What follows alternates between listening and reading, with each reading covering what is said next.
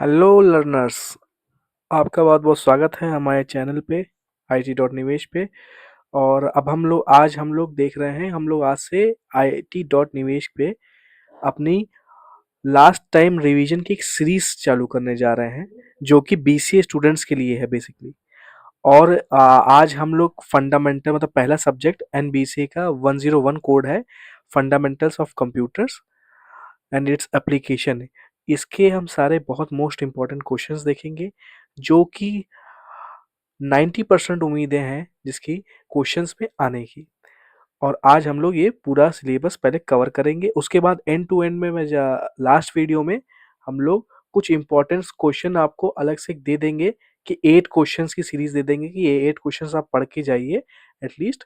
और ये 8 क्वेश्चन आपके उसमें से 99% इतनी उम्मीद रहेगी उस 8 क्वेश्चन में से कि आपके 5 क्वेश्चन एटलीस्ट उसमें से पिक हो जाएंगे। ठीक है, तो हम लोग अब आज की पहली ये वीडियो जो कि 101 के ऊपर है, फंडामेंटल कंप्यूटर्स के ऊपर, इसके पूरे सब्जेक्ट की एक हम इम्पोर्टेंट क्वेश्चन की आज इस वीडियो में कंप्लीट कर देंगे। ठीक है,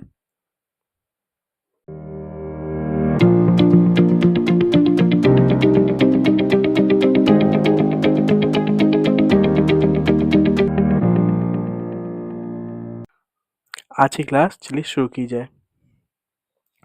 तो पहले देख पा रहे हैं लास्ट टाइम रिवीजन वीडियो है 101। पहला जो इम्पोर्टेंट क्वेश्चन हमारे सामने आता है कि व्हाट इज कंप्यूटर। कंप्यूटर क्या है? तो computer is an electronic machines that accepts data, input, process. मतलब समझ रहे हैं कि इनपुट लेना, प्रोसेस करना और आउटपुट देना, ये पूरा जो काम होता है, ये जो पूरी प्रक्रिया होती है, ये कंप्यूटर परफॉर्म करता है। अब इसमें स्टोरेज क्या है? स्टोरेज के फॉर्मेट में डेटा को स्टोर करना, क्योंकि देखिए इनपुट तो लिया जा रहा है, उसको प्रोसेस भी किया जा रहा है, उसका आउटपुट भी दिया जा रहा है, लेकिन आफ्टर प्रोसेसिंग इसका कुछ डेटा निकलेगा जो कि स्टोर होगा। और ये स्टोरेज के बाद ये आपका आउटपुट तो स्टोर हो रहा है, लेकिन ये स्टोर भी होगा। ये चारों प्रक्रिया जो है वो हो गए। पहले इनपुट लेगा, प्रोसेस करेगा, उसका आउटपुट देगा, और जो आउटपुट होगा रिजल्ट, उसको ये स्टोर करके रखेगा। क्योंकि जो आउटपुट निकल गया, अब ये स्टोर जब करके रखा जाएगा तो इसके में क्या होगा कि ये हमारे आने वाले प्रोग्राम्स के लिए, आने वाली चीज़ों के लिए इम्पोर्टेंट इम्पोर्टेंट रोल प्ले करेगा। अब हिस्ट्री ऑफ कंप्यूटर, ये बहुत ही इम्पोर्टेंट क्वेश्चन है। हिस्ट्री ऑफ कंप्यूटर ये बहुत ही इम्पोर्टेंट है। It is most important. ये स्टार्टिंग के जो 2 क्वेश्चन थे वो बहुत इंपॉर्टेंट है। पहला व्हाट इज कंप्यूटर, ये क्वेश्चन आता ही आता है कि ये क्या है। ये एक इलेक्ट्रॉनिक मशीन है कि जो कि एक्सेप्ट करता है डेटा को, प्रोसेस करता है अकॉर्डिंगली और गिवन इंस्ट्रक्शन, स्टोर करता है, प्रोड्यूस मीनिंगफुल आउटपुट। ये आपका कंप्यूटर की डेफिनेशन हो गई।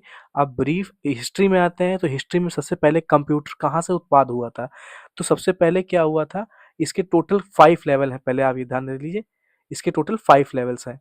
5 लेवल्स में क्या क्या है? पहले लेवल पे एबेकस, सबसे पहले एबेकस आया, फिर नेपियर्स बोन्स आया, पास्कलिन आया, एनालिटिक इंजन। ये 4 ये हो गए। और 5 है first electronic computer, ENIAC. ENIAC बोलते हैं इसको है। तो एबेकस क्या होता है? ये कुछ इलचिट साइड का होता है। पहले ऐसे ऐसे ऐसे करके बॉटम्स होते हैं जो कैलकुलेशन के लिए बेसिकली यूज होते थे स्टार्टिंग स्टोन एज के टाइम पे। एबेकस आया था, तो ऐसे ऐसे करके चीज़ें होती थी। और स्टोन एज करके काउंटिंग करके यहाँ पे हम लोग चीज़ें, एक मशीन ऐसे टेबुलर फॉर्म में होती थी, इसमें काउंटिंग करते थे 1 2 3 4 5 6। और mathematical and logical operation perform करने के लिए हम लोग इसका इस्तेमाल किया करते थे। ठीक है, इसका हम लोग इस्तेमाल किया करते थे। अब क्या है, अब इसमें हम लोग जो नेपियंस है, इसमें क्या है, नेपियंस हो गए लॉगरिथम कैलकुलेशन। जो लॉगरिथम कैलकुलेशन होंगे, जो लॉग की वैल्यू होंगी, लॉग वाले जितने वैल्यूज होते हैं, इसको परफॉर्म करने के लिए यूज करते हैं। पास्कलिन क्या होता है? मैकेनिकल कैलकुलेटर है। कैलकुलेटर है वो भी मैकेनिकल है, जो कि क्या है, ऑपरेशन मैकेनिक। कैलकुलेटर से आप समझ पा रहे हैं कि प्लस होगा, जितने भी मतलब अर्थमेटिक जितने भी ऑपरेशंस होते हैं मैथ्स के, वो इसमें परफॉर्म होते हैं। एनालिटिक इंजन क्या होता है? जो चार्ल्स बेबेज ने बनाया था, मतलब चौथा जो आपका जनरेशन, चौथा जो फोर्थ कंप्यूटर होगा, वो एनालिटिक इंजन है, और जो कि चार्ल्स बेबेज ने बनाया था। और चार्ल्स बेबेज कौन है? इन्हें ये भी कहते हैं क्या, father of computer. Charles Babbage को क्या कहते हैं? Father of computer. मेरी राइटिंग पे मत जाइएगा, आप चीज़ समझ पा रहे हैं, यही इंपॉर्टेंट है। बेसिक्स ऑफ मॉडर्न कंप्यूटर, ये मतलब बेसिस, इन्होंने बेसिस बनाया था, केवल बेस इन्होंने स्ट्रक्चर खड़ा कर दिया था कि हाँ मॉडर्न कंप्यूटर जो रहेगा वो इस प्रकार से रहेगा। इन्होंने पूरा बेसिस स्ट्रक्चर स्टार्ट कर दिया था, खड़ा कर दिया था इन्होंने। ठीक है, हम लोग है इनैक। इनैक में क्या है, यूज्ड वैक्यूम, इसमें वैक्यूम यूज होता है, वैक्यूम ट्यूब्स यूज होते हैं, जो कि यूज करते हैं किसके, स्टोर डेटा करने के लिए। कोई भी डेटा को जब स्टोर किया जाता था तो इनैक में वैक्यूम ट्यूब्स यूज कर दिए थे 5th जनरेशन में। तो ये हमको बेसिकली कितने 5 जनरेशन याद रखने हैं, मतलब 5 हिस्ट्री, 5 हिस्ट्रीज के बाद 5 फेजेस के बाद 6th। अब यहाँ पे अगर 6th लिखना होगा तो आपको 6th ले दीजिएगा, जो आज के डेट में हम लोग जो मॉडर्न कंप्यूटर यूज अधिकतर कर रहे हैं वो 6th में आप ऐड ऑन कर सकते हैं।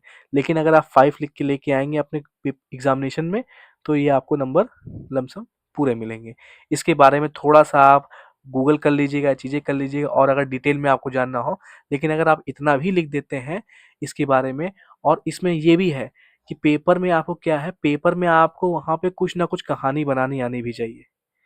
मीन्स आपको चीज़ें ये इतनी पता होनी चाहिए कि क्या लिखना है पेपर में। अगर आपको इतना पता चल गया कि एबेकस के बारे में ये एबेकस होता है, तो अब आपको उसके ऊपर घुमा घुमा के 3-4 लाइनें समझ के ये नहीं, अंधी नहीं मारनी है कहने का मतलब ये है कि अगर कैलकुलेशन आ गया है तो उसमें कैलकुलेशन में क्या क्या और लिखा जा सकता है, ये आपको चीज़ें समझ समझ के उसके रिगार्डिंग एक कहानी के फॉर्मेट में जब बना के आप लिखेंगे तो नंबर ये मिलेगा। और हमको ये ध्यान रखना है कि पेपर के टाइम पे ज़्यादा से ज़्यादा कॉपीज भरें। 30 पेजेस की कॉपीज आपकी होती है, लमसम आपके कितने 5 क्वेश्चंस आते हैं, 10 क्वेश्चंस होते हैं। 10 क्वेश्चंस में क्या होगा, स्टार्टिंग में आपको क्वेश्चन जो मिलेंगे वो 10 नंबर के मिलेंगे, तो उस 10 नंबर क्वेश्चन में अधिकतर ये पहला ही क्वेश्चन आएंगे आपके, क्या, what is computer, history of computer. ये दो में से क्वेश्चन आने के बहुत ज़्यादा चांसेस है। मेनली आपका व्हाट इज कंप्यूटर ये ज़्यादा पूछा जाएगा। कंप्यूटर क्या है, इसके कैरेक्टरिस्टिक्स क्या है, और कैपेबिलिटीज क्या है, और लिमिटेशन, ये 3 क्वेश्चन हो सकता है मे बी 99% आपके 10 नंबर के क्वेश्चन में, जो कि सेक्शन ए का रहेगा। 2 ही पार्ट में होंगे पेपर आपके, सेक्शन ए में होगा और सेक्शन बी। सेक्शन बी में क्या होगा, सेक्शन बी में आपका होगा 20 नंबर का क्वेश्चन, क्योंकि अभी पैटर्न चेंज हुआ पेपर का, तो मैं बता रहा हूँ नया पैटर्न के हिसाब से। और 10 नंबर का क्वेश्चन रहेगा सेक्शन ए में। टोटल आपका नंबर जो पेपर होगा वो 70 नंबर पेपर होगा।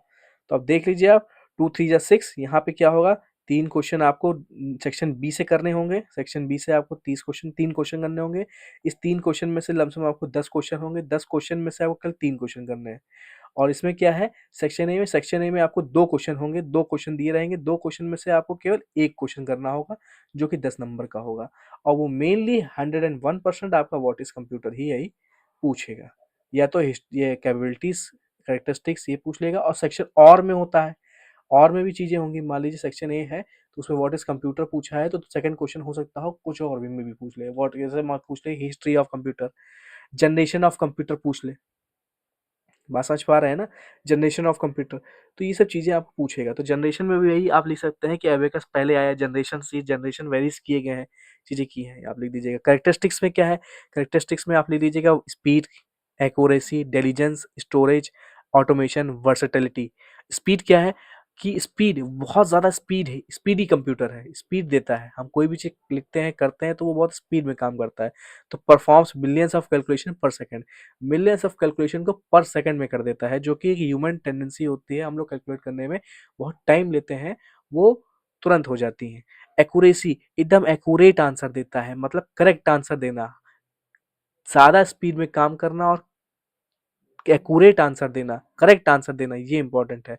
तो ये कंप्यूटर बखूबी करता है करेक्ट रिजल्ट्स। सुपर कंप्यूटर जो अभी आ रहे हैं इनकी बात कर रहे हैं। डेटा इज करेक्ट, अगर डेटा करेक्ट है मतलब हमको ये कंफर्म है कि 2 × 2 निकालना है, मतलब 2 और 2 का ही हमको पता है कि ये डेटा दोनों सही है, एक्स और वाई की वैल्यू सही है, तो ऑटोमेटिकली आंसर जो है वो ऑलवेज करेक्ट ही रहेगा।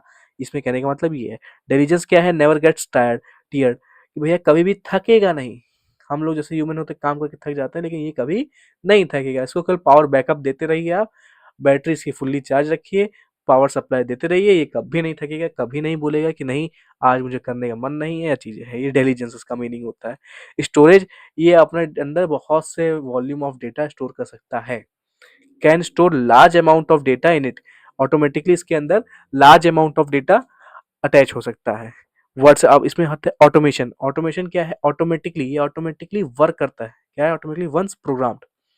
एक बार प्रोग्राम अगर इसके अंदर हो फीड हमने कर दिया कि आपको ये काम करना है, तो ये ऑटोमेटिकली उस स्टेज पे आते ही ये करने लगेगा। एग्जांपल हम बता देते हैं आपको, आप समझ थोड़ा सा कंफ्यूजन हुई तो। जैसे मान लीजिए एक सेंसर हमारे पास है, ये सेंसर है, हाँ, ये सेंसर हमारे पास है। और सेंसर क्या करता है? सेंस करता है, ये सेंस करता है। एग्जाम्पल एसी, आपके घर में क्या होगा? एसी होगा, एसी लगा होगा। एसी क्या होता है? एक टेम्परेचर आप सेट कर देते हैं, कितना? कि एटलीस्ट 24 डिग्री सेल्सियस। तो क्या करता है? एक बार चलता है फिर बंद हो जाता है, चलता है बंद हो जाता है, ये करके होता है। ऑन होता है फिर ऑटोमेटिकली ऑफ हो जाता है। तब 24 डिग्री सेल्सियस पे टेम्परेचर को, रूम टेम्परेचर को मेंटेन करता है। 24 डिग्री सेल्सियस अगर टेम्परेचर रूम का हो जाता है तो वो स्टॉप हो जाता है। फिर कुछ समय बाद ऑटोमेटिकली आप देखेंगे ऑफ होने के बाद फिर धीरे धीरे धीरे कुछ समय के बाद फिर ऑटोमेटिकली वो चल जाता है। 24 डिग्री सेल्सियस पे ही वापस वो चल जाता है।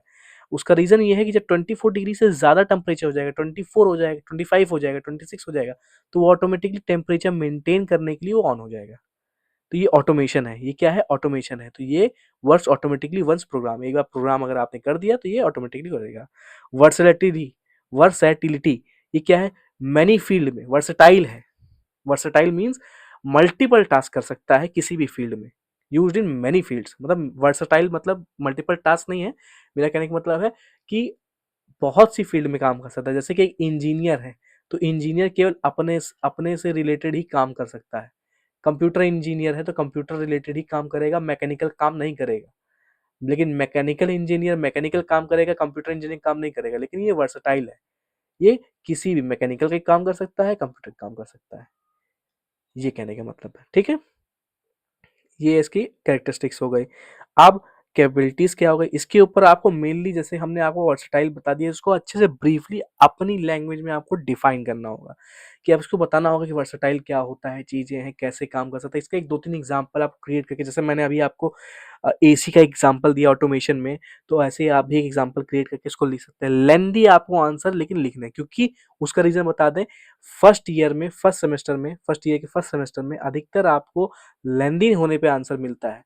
धीरे धीरे जब आपकी क्लास, आपके सेमेस्टर्स बढ़ेंगे, उसके बाद आपको लेंदी होने पे आंसर नहीं मिलेगा, नंबर नहीं मिलेंगे आपको। एक समय के बाद आप जितना एक्यूरेट लिखेंगे, यानी एक्यूरेसी पे आपके, केवल एक्यूरेसी पे आपके नंबर मिलेंगे। अभी आपके केवल नंबर दिए जा रहे हैं किस पे? कॉपी फिलिंग पे।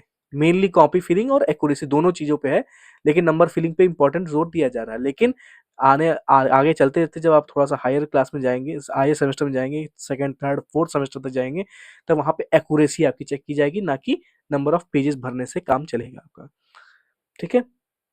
अब कैपेबिलिटीज ऑफ कंप्यूटर, कैपेबिलिटीज क्या है? फास्ट डेटा प्रोसेसिंग करता है, लार्ज स्टोरेज करता है कैपेसिटी, मल्टीटास्किंग कर सकता है, मल्टीटास्किंग कर सकता है, एबिलिटीज के अंदर है। रिलायबल है, कंसिस्टेंट है, परफॉर्मेंस की मतलब रिलायबल भी है, भरोसेमंद है और कंसिस्टेंटली काम कर सकता है इसकी। ये इसकी कैपेबिलिटीज हो गई। लिमिटेशन क्या है? नो इंटेलिजेंस और इमोशन, इसके अंदर कोई भी इंटेलिजेंस नहीं है, ये लाइक ह्यूमन। बात समझ पा रहे हैं? ये ह्यूमन की लाइक, इसे कोई भी इंटेलिजेंस या चीजें नहीं है कि कोई इमोशन की तरह इसके आदमी के अंदर के थिंकिंग कोई हो, चीजें हो। और कैन नॉट टेक डिसीजन, ये डिसीजन नहीं ले सकता। कैन नॉट टेक डिसीजन कि मैं ये, I can take this, I can take this, no, it can not take decision on behalf of itself. It needs to be program for the, for taking the decision. Means कोई भी चीज अगर decision लेना भी है तो उसके लिए उसको प्रोग्राम फीड करना पड़ेगा, तब ये डिसीजन ले पाएगा। खुद से ये डिसीजन नहीं ले सकता है। Works only as a instruction, ये केवल एक इंस्ट्रक्शन के रूप में वर्क कर सकता है। ये खुद वही बात है, आप जब भी कोई वेबसाइट खोलते, कोई चीज खोलते तो देखिए ऊपर टॉपअप बन के आता है या ऑप्शन देख के आता है, कोई चीज डाउनलोड करते हैं कि योर फाइल इज इंस्टॉल या your system can be harm if you want to install this setup, okay और कैंसिल इट। दो चीज ऑप्शन देता है ना, कि आपको ये कैंसिल करना है कि ओके कर सकते हैं। तो ये आपके ऊपर है, ये ऑटोमेटिकली कंप्यूटर डिसीजन खुद नहीं ले रहा है कि आप करिए, ओके कर दीजिए। इंस्टॉल कर रहे हैं कोई सेटअप को, कोई चीज कर रहे हैं तो आप ओके वो ऑटोमेटिकली ले लें, नहीं, वो आपसे पूछेगा जरूर कि करें कि ना करें, करना चाहिए कि नहीं करना चाहिए। तो आपके ऊपर है, वो आपसे इंस्ट्रक्शन, आपको केवल एक इंस्ट्रक्शन दे रहा है, बस only as a part of instruction. Instruction दे दिया आपको कि ये इश्यूज आ रहे हैं, ये दिक्कतें हैं प्रोग्राम में, अगर ये कंप्यूटर को आपके हार्म कर सकती हैं ये प्रोग्राम्स, क्या आप इसको डाउनलोड तब भी करना चाहेंगे? ओके तो यस, कैंसिल तो नो। तो ये आपको इंस्ट्रक्शन दे दिया इसने कि ऐसी ऐसी दिक्कतें हैं। जब वेबसाइट पे लॉगिन करते हैं तो इट मेक कंटेन्स कुकीज और harmful datas like, okay, so they give you instruction that you have to do this और दिस, तो you have to direct him for the instruction. और डिपेंड्स ऑन इलेक्ट्रिसिटी, ये electricity पे depend होता है, बस इसकी एक सबसे लिमिटेशन ये है। तो दोनों चीजें हैं, इतनी आप चीजें समझ गए होंगे। अब टाइप्स ऑफ कंप्यूटर केवल 3 टाइप्स के आपको याद रखना है। क्या? Analogue computer, digital computer, hybrid computer. Analogue में क्या होता है, फिजिकल वैल्यूज को कैलकुलेट किया जाता है, कि मतलब फिजिकल वैल्यूज, ये आपके पास 1 है, ये 2 है, ये 3 है, ये फिजिकल वैल्यूज को कैलकुलेट कर लिया इन्होंने, ये 3 हो गई वैल्यूज। ओके। डिजिटल में क्या है, बाइनरी नंबर्स को यूज करता है, जैसे पीसी के अंदर बाइनरी नंबर्स क्या होते हैं, 0 और 1, ये केवल 2 ही बाइनरी नंबर होते हैं। ठीक है, बाइनरीज नंबर होते हैं, बाय बाय से आया ना, बाय मतलब 2, 0 और 1, यही 2 बाइनरी नंबर्स होते हैं। इसकी सीरीज को पूरे बाइनरी नंबर्स भी कहते हैं। डिजिटल में, हाइब्रिड में क्या होता है, ये दोनों का कॉम्बिनेशन, एनालॉग और डिजिटल का combination is called hybrid computer system, combines, देखिए एनालॉग एंड डिजिटल, ये आपका इसमें ये है। अब यहाँ पे हमने ये छोटी सी कर दी है, ये इसको हम मिटा देते हैं। बेस्ड ऑन साइज के बेस पे क्या है, सुपर कंप्यूटर है, मेन फ्रेम कंप्यूटर है, मिनी कंप्यूटर है, माइक्रो कंप्यूटर है। सुपर कंप्यूटर जो आज की जनरेशन में यूज हो रहा है, मेन फ्रेम पहले के बहुत ज्यादा बड़ा सा सिस्टम हुआ करता था, जिसमें मेन फ्रेम काम करते थे, बहुत ज्यादा सीपीयूज लगे होते थे, चीजें होती थी, तो वो वर्क तो इजी नहीं करते। जैसे सर्वर्स, एग्जांपल मेन फ्रेम का सबसे बढ़िया एग्जांपल है सर्वर, जहां सर्वर्स लगे होते हैं बड़ी बड़ी कंपनीज के, जैसे लाइक गूगल, वहां पे मेन फ्रेम कंप्यूटर अधिकतर मिलते हैं। ये साइंटिफिक यूज के लिए ज्यादा अधिकतर यूज होते हैं, अधिकतर यूज साइंटिफिक या लार्ज टेकिंग डेटास के लिए, लोडिंग डेटास के लिए ज्यादा यूज होते हैं। मिनी कंप्यूटर कौन से होते हैं, मिनी कंप्यूटर में बहुत, जैसे लैपटॉप हो गया, मिनी कंप्यूटर में जैसे कि टैबलेट हो गया, माइक्रो कंप्यूटर में लैपटॉप हो गया, तो ये सब एग्जांपल्स हैं। मिनी होता है, माइक्रो होता है, इसी के हिसाब से डिस्टिंग्विश किया गया है इन्होंने। अब इसको आप आगे अगर गो थ्रू होंगे एक बार, तो आप चीज़ को पढ़ लीजिएगा। ये सब हमने इंपॉर्टेंट एक सीरीज है, तो ज़्यादा लंबा नहीं वीडियो करेंगे। अब हम लोग जाएंगे जनरेशन ऑफ कंप्यूटर। जनरेशन में अभी हमने वहां पे क्या समझा था, जो हम लोग पढ़ के आए थे, वैक्यूम वैक्यूम, तो वहां पे फर्स्ट जनरेशन कंप्यूटर में क्या है, वैक्यूम ट्यूब्स यूज हुआ है, लार्ज साइज यूज हुआ है, हाई पावर कंजप्शन यूज हुआ है। ये 3 चीजें आपको याद रखनी है, ये डेट याद रखना है। सेकंड जनरेशन 1956 से 1963 तक ट्रांजिस्टर यूज हुआ था, होता है इसमें, स्मॉल एंड फास्टर है। थर्ड जनरेशन में क्या है, जनरेशन इंटीग्रेटेड सर्किट्स और मोर रिलायबल, आईसी यूज होता था। इसी के अंदर इंटीग्रेटेड सर्किट में है, ऐसे करके सर्किट्स आते हैं इंटीग्रेटेड, वो होते हैं। फोर्थ जनरेशन में क्या है, माइक्रो प्रोसेसर्स यूज हुए हैं, फोर्थ, और जो कि प्रेजेंट में अभी चल रहा है, 1971 से अभी तक की चल रहा है। पर्सनल कंप्यूटर के fifth generation, artificial intelligence ML में आ गया, मशीन लर्निंग आ गई। अब इसके बाद इतनी चीजें आपको समझ में आ गई। अब आपने ये तो देख लिया, आपने फर्स्ट जनरेशन, ये जनरेशन था, और यहाँ पे जो तो आपने देखा था, यहाँ पे ये आपकी हिस्ट्री थी, कि किस तरीके से हिस्ट्री के रूप में ये काम आया है, ये चली हैं चीजें। ये आपको हिस्ट्री में 5 चीजें याद रखनी है, ये हिस्ट्री है। और यहाँ पे आपको जनरेशन में कितने, 4 जनरेशन याद रखने हैं। 4 जनरेशन के डेट ये याद रखिएगा, इसकी फैसिलिटी याद रखिएगा। नेट पे थोड़ी सी और चीजें जब सर्च करेंगे तो और भी मिल जाएगा, मे भी डायग्राम भी मिल जाएगा, अगर आपको डायग्रामेटिकली बनाना हो। हाँ, डायग्राम बना सकते हैं, डायग्राम के नंबर हैं, लेकिन ज़्यादा टाइम अपना डायग्राम में वेस्ट मत कीजिएगा। मेरा सजेशन यही रहेगा कि आप इसको जल्द से जल्द पेपर को जल्दी से जल्दी निपटाएं, क्योंकि 2 घंटे का टाइम है। पहले क्या होता था, 3 आवर्स का टाइम मिलता था, तो आराम से हम उसमें उतनी चीज़ें कर सकते थे, लेकिन अब 2 आवर्स का टाइम मिल रहा है, तो 2 आवर्स के टाइम में ऊपर से इस समय थोड़ा सा क्या है, जनवरी, आपका जनवरी में पेपर है, और जनवरी में ये वीडियो भी 1 जनवरी को रिलीज हो रही है। और इस समय ठंडी का मौसम है, सब बच्चे ठंडाए होंगे, सब चीज़ें होंगी, तो इसमें ठंडी का मौसम को ज़्यादा आप थोड़ा सा लापरवाही इसमें दिखाइए। क्या लापरवाही, ये दिखाइए कि डायग्राम, बहुत ज़्यादा डायग्राम के चक्कर में, हाँ जहाँ डायग्राम की ज़रूरत है वहाँ बनाइए, ज़्यादा डायग्राम में ताम झाम मत कीजिए। डायग्राम क्या है, डायग्राम आप बनाइए, लेकिन बहुत थोड़ा सा रफली टाइप का, मतलब ये नहीं कि इसको आप मेंटेन कर रहे हैं, डेंट पेंट कर रहे हैं, चीज़ें कर रहे हैं। झटपट बनाइए, काम खत्म, पैसा हजम। ठीक है। थर्ड जनरेशन आपने देख लिया, फोर्थ जनरेशन देख लिया। अब क्या, basic components of computer system, ये क्या है, इनपुट यूनिट लीजिए, यूनिट्स वाइज है, देखिए 4 यूनिट है बेसिकली इसके अंदर, इनपुट 3 यूनिट है और एक सीपीयू है। ठीक है, input unit, output unit, memory unit, बस इतना है आपको याद रखना है, सेंट्रल प्रोसेसिंग यूनिट। अब इसका एक होता है, क्वेश्चन आएगा आपके पास, ब्लॉक डायग्राम ऑफ कंप्यूटर्स बनाइए, ब्लॉक डायग्राम कंप्यूटर का।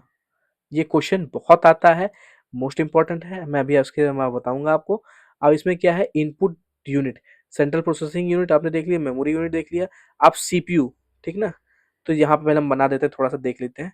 एक छोटा सा आप डायग्राम क्या लेंगे, यहाँ पे कंट्रोल यूनिट लिखेंगे, सीयू में लिख रहा हूँ, सीयू एक नाम की चीज होती है। और लिखेंगे आप अर्थमेटिक, ठीक है, अर्थमेटिक, ए से अर्थमेटिक समझ जाइएगा आप, थोड़ा सा मेरे पास स्पेस कम है इसलिए मैं। और ये है logical unit, logic unit, sorry logic unit, L U, ये ठीक है। ये दोनों को आप एक में रखिएगा, ये दोनों को आप एक में रखिएगा। उसके बाद कंट्रोल यूनिट को आप एक बॉक्स में रखिएगा ऐसे करके, ठीक है। पूरा लिखिएगा आप, मैं शॉर्ट में लिखा हूँ, मेरे पास स्पेस कम है, ठीक है। उसके बाद आप यहाँ लिखेंगे मेन मेमोरी, मेन मेमोरी, ठीक है, मेन मेमोरी। और लिखने के बाद इसको भी एक बॉक्स में कर लीजिएगा आप, ठीक है। ये करने के बाद ये पूरा आपको ये बॉक्स में इतना ले लेना है, ये पूरा बॉक्स में ले लेंगे। अब आपको यहाँ से कैसे करके इनपुट यहाँ पे लिखेंगे, इनपुट, इनपुट, ठीक है। इनपुट कहाँ देंगे इसको, इसको आप मेन मेमोरी में देंगे, और मेन मेमोरी से क्या होगा, आउटपुट निकलेगा, आउटपुट, ठीक है। ओ लिख दे रहा हूँ मैं यहाँ पे, ये आउटपुट हो गया, इनपुट हो गया। अब ये इनपुट कहाँ है, कंट्रोल यूनिट से ये एक निकलता हुआ एक वायर यहाँ दीजिएगा, ठीक है। कंट्रोल यूनिट से निकलता हुआ एक वायर यहाँ नीचे लाइएगा, यहाँ पे एक ऑक्सिलरी स्टोरेज, ठीक है।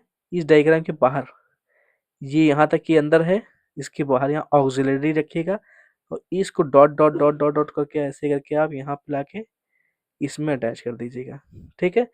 ऑक्सिलरी रखिएगा, और ये आप कीजिएगा इसको उठा के कंट्रोल यूनिट से मेन मेमोरी में, यहाँ पे एक मेन मेमोरी उसको अटैच कर दीजिएगा, और एक कंट्रोल यूनिट से एक और निकालिएगा वायर, इसको आउटपुट में कनेक्ट कर दीजिएगा, ठीक है। ये आपका डायग्राम, ब्लॉक डायग्राम बनेगा। बात समझ पा रहे हैं, ये ब्लॉक डायग्राम ऑफ कंप्यूटर। ये क्या, सीयू है, कंट्रोल यूनिट है, ए अर्थमेटिक एंड लॉजिकल यूनिट, ये आपको एक में रखना है। मेमोरी यूनिट, मतलब main unit, sorry main memory, main memory आपको एक में रखना है। उसके बाद ऑक्सिलरी स्टोरेज, ऑक्सिलरी स्टोरेज का मतलब होता है सेकेंडरी मेमोरी। क्या होता है, सेकेंडरी मेमोरी, जो भी सेकेंडरी मेमोरी होती है उसको बोलते हैं ऑक्सिलरी मेमोरी, मेमोरी, ठीक है। इतना आपको याद रखना है, ये मेमोरी होती है। अब इसी मेमोरी से क्या होता है, यहाँ यहाँ हमने क्यों उसको बार किया, मेन मेमोरी के अंदर रैम रोम ये सब चीजें आती हैं, और ये सीपीयू के अंदर होता है। अब ये जो पूरा बना है ये बॉक्स, ये है आपका सीपीयू, सेंट्रल प्रोसेसिंग यूनिट, मतलब जिसके अंदर कंट्रोल यूनिट भी आता है, अर्थमेटिक लॉजिकल यूनिट भी आता है, और मेन मेमोरी भी आता है। ये तीन चीजें कॉम्बिनेशन सीपीयू है। ऑक्सिलरी मेमोरी अलग है, जो कि इस कंट्रोल यूनिट से कनेक्ट है, कंट्रोल यूनिट से सब कोई कनेक्ट है, ठीक है। और यहाँ पे क्या करेंगे, मेन जो आपका ये है, ये मेन मेमोरी से ऑक्सिलरी मेमोरी में लेन देन हो रहा है, इसमें भी एरो एक बना दीजिएगा ऊपर नीचे। बस आपका ये ब्लॉक डायग्राम कंप्लीट हो जाएगा आपका। इसमें कुछ नहीं है, कुछ चीजें नहीं है। एक काम करेंगे हम, एक छोटा सा, आप हमारे टेलीग्राम चैनल पर जुड़ जाइएगा। मुझे आप मैं आपको एक अपना नंबर दे दे रहा हूँ, इस पे आप कांटेक्ट करके, आप कांटेक्ट करके मुझसे अगर कोई भी चीज़ की आपको हेल्प चाहिए तो आप मुझसे कांटेक्ट कर सकते हैं, और मैं इसका डायग्राम आपको पर्टिकुलर दे दूंगा, कोई इशू नहीं है।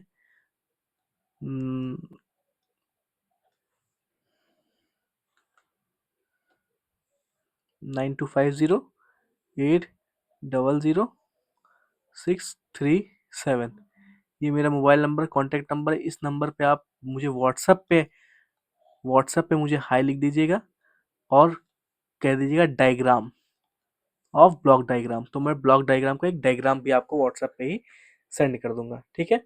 आप उसे कर लीजिएगा। आते हैं सीपीयू। ऑफ सीपीयू क्या होता है, ये ब्रेन ऑफ कंप्यूटर होता है, ठीक है।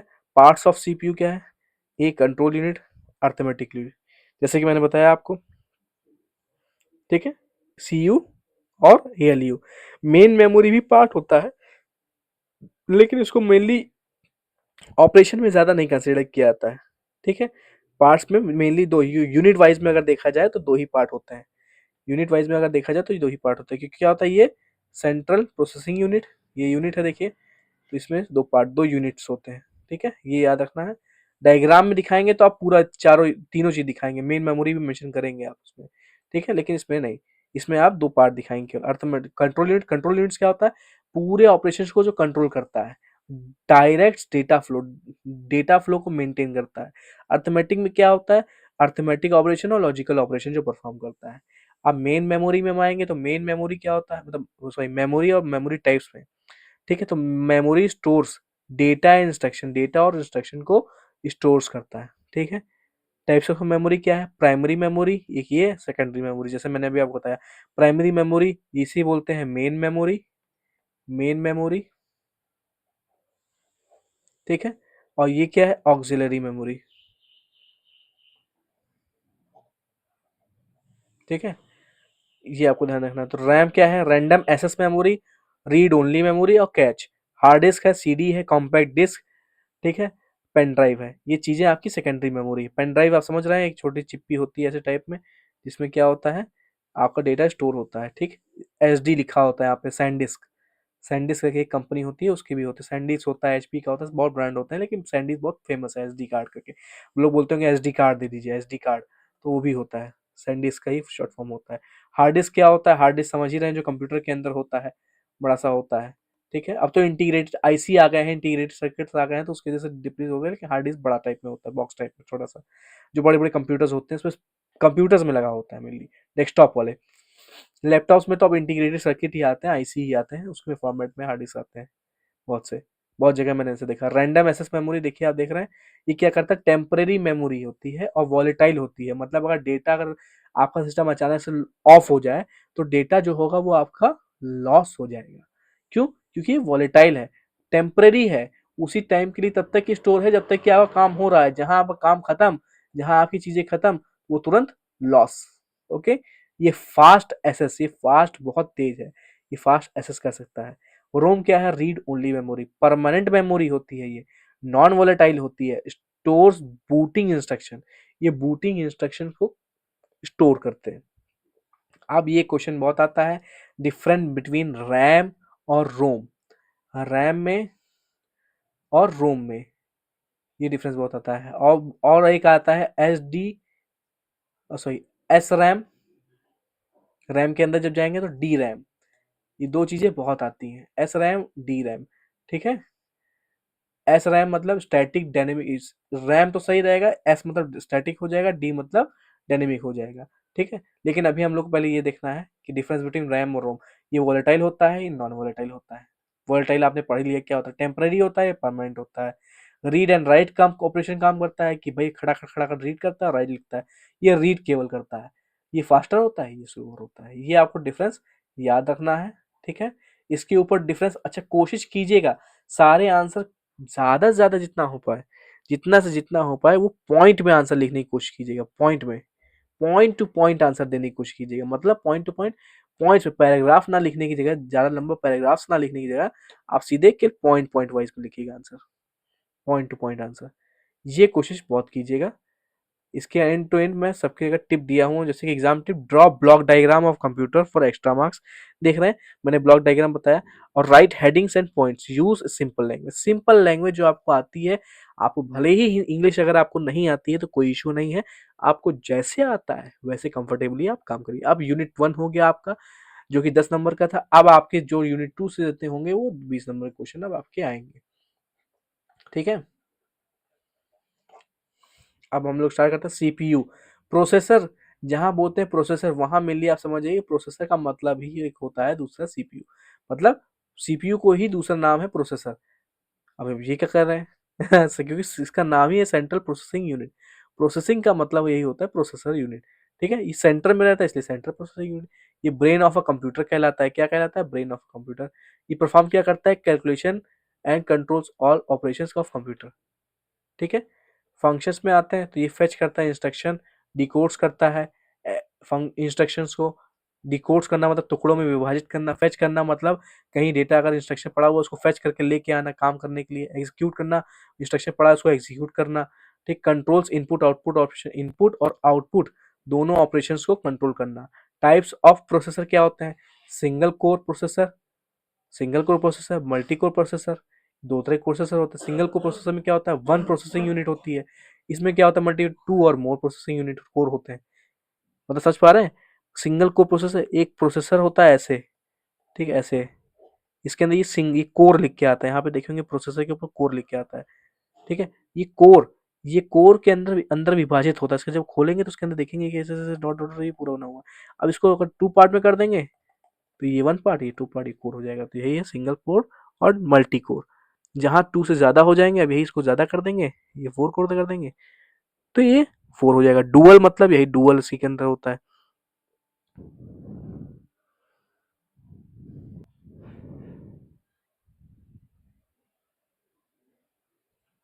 अब हम लोग क्या करेंगे, टाइप्स देख लिया आपने, सिंगल कोर प्रोसेसर और वन प्रोसेसिंग यूनिट।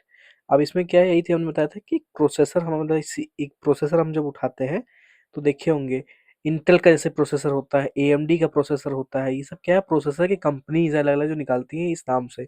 इंटेल एक अपनी मतलब खुद निकालती है कंपनी का, तो एक प्रोसेसर निकालती है आई4, आई3, आई2, आई7, आई10, ये सब क्या होता है।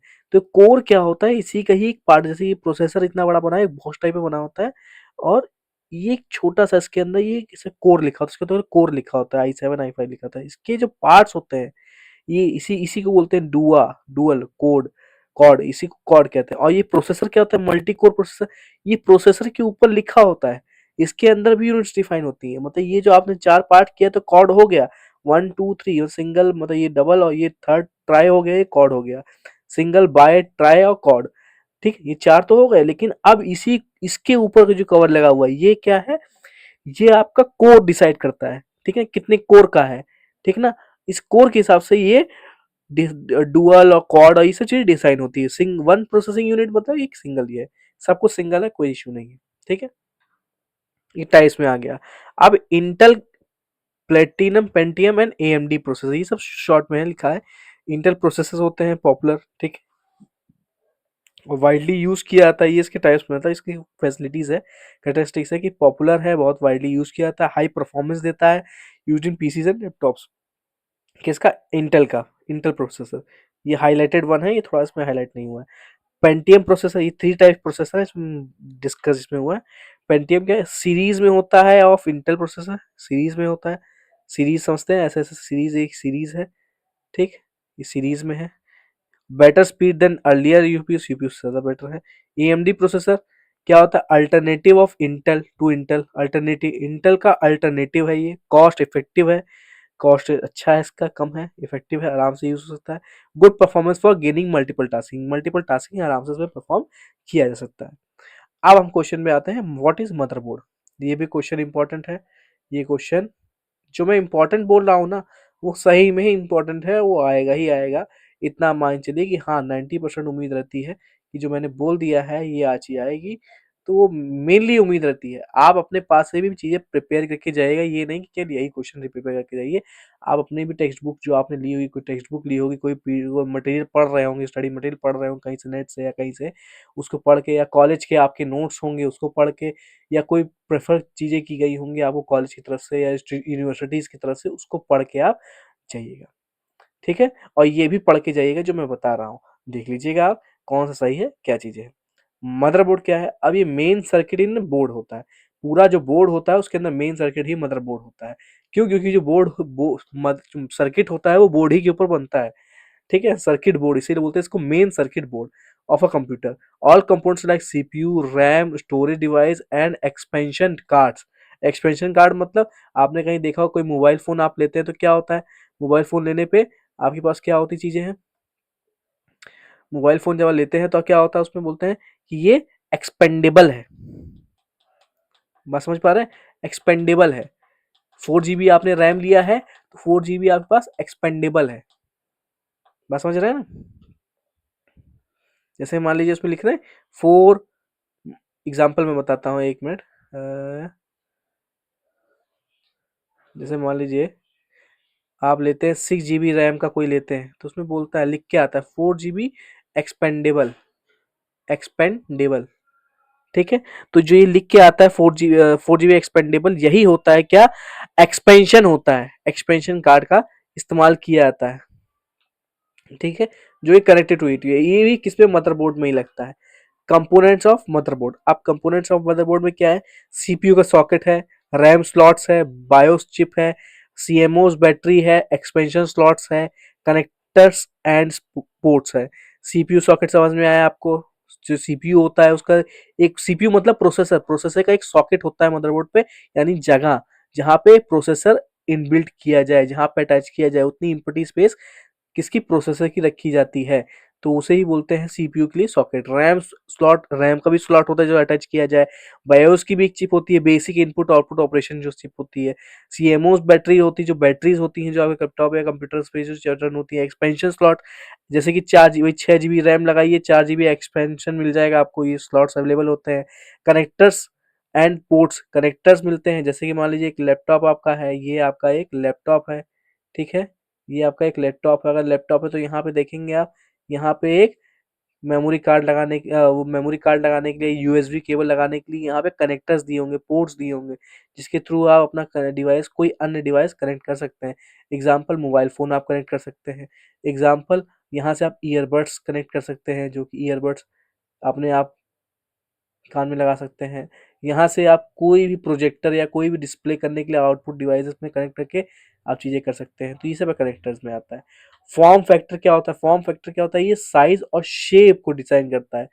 इसे बोलते हैं साइज और शेप को डिसाइड करने की, इसका मदरबोर्ड को फॉर्म फैक्टर कहते हैं, ठीक है। फॉर्म फैक्टर का मतलब ही यही होता है, जो ऐसी एंटिटी जो कि साइज और शेप को डिफाइन करे मदरबोर्ड की।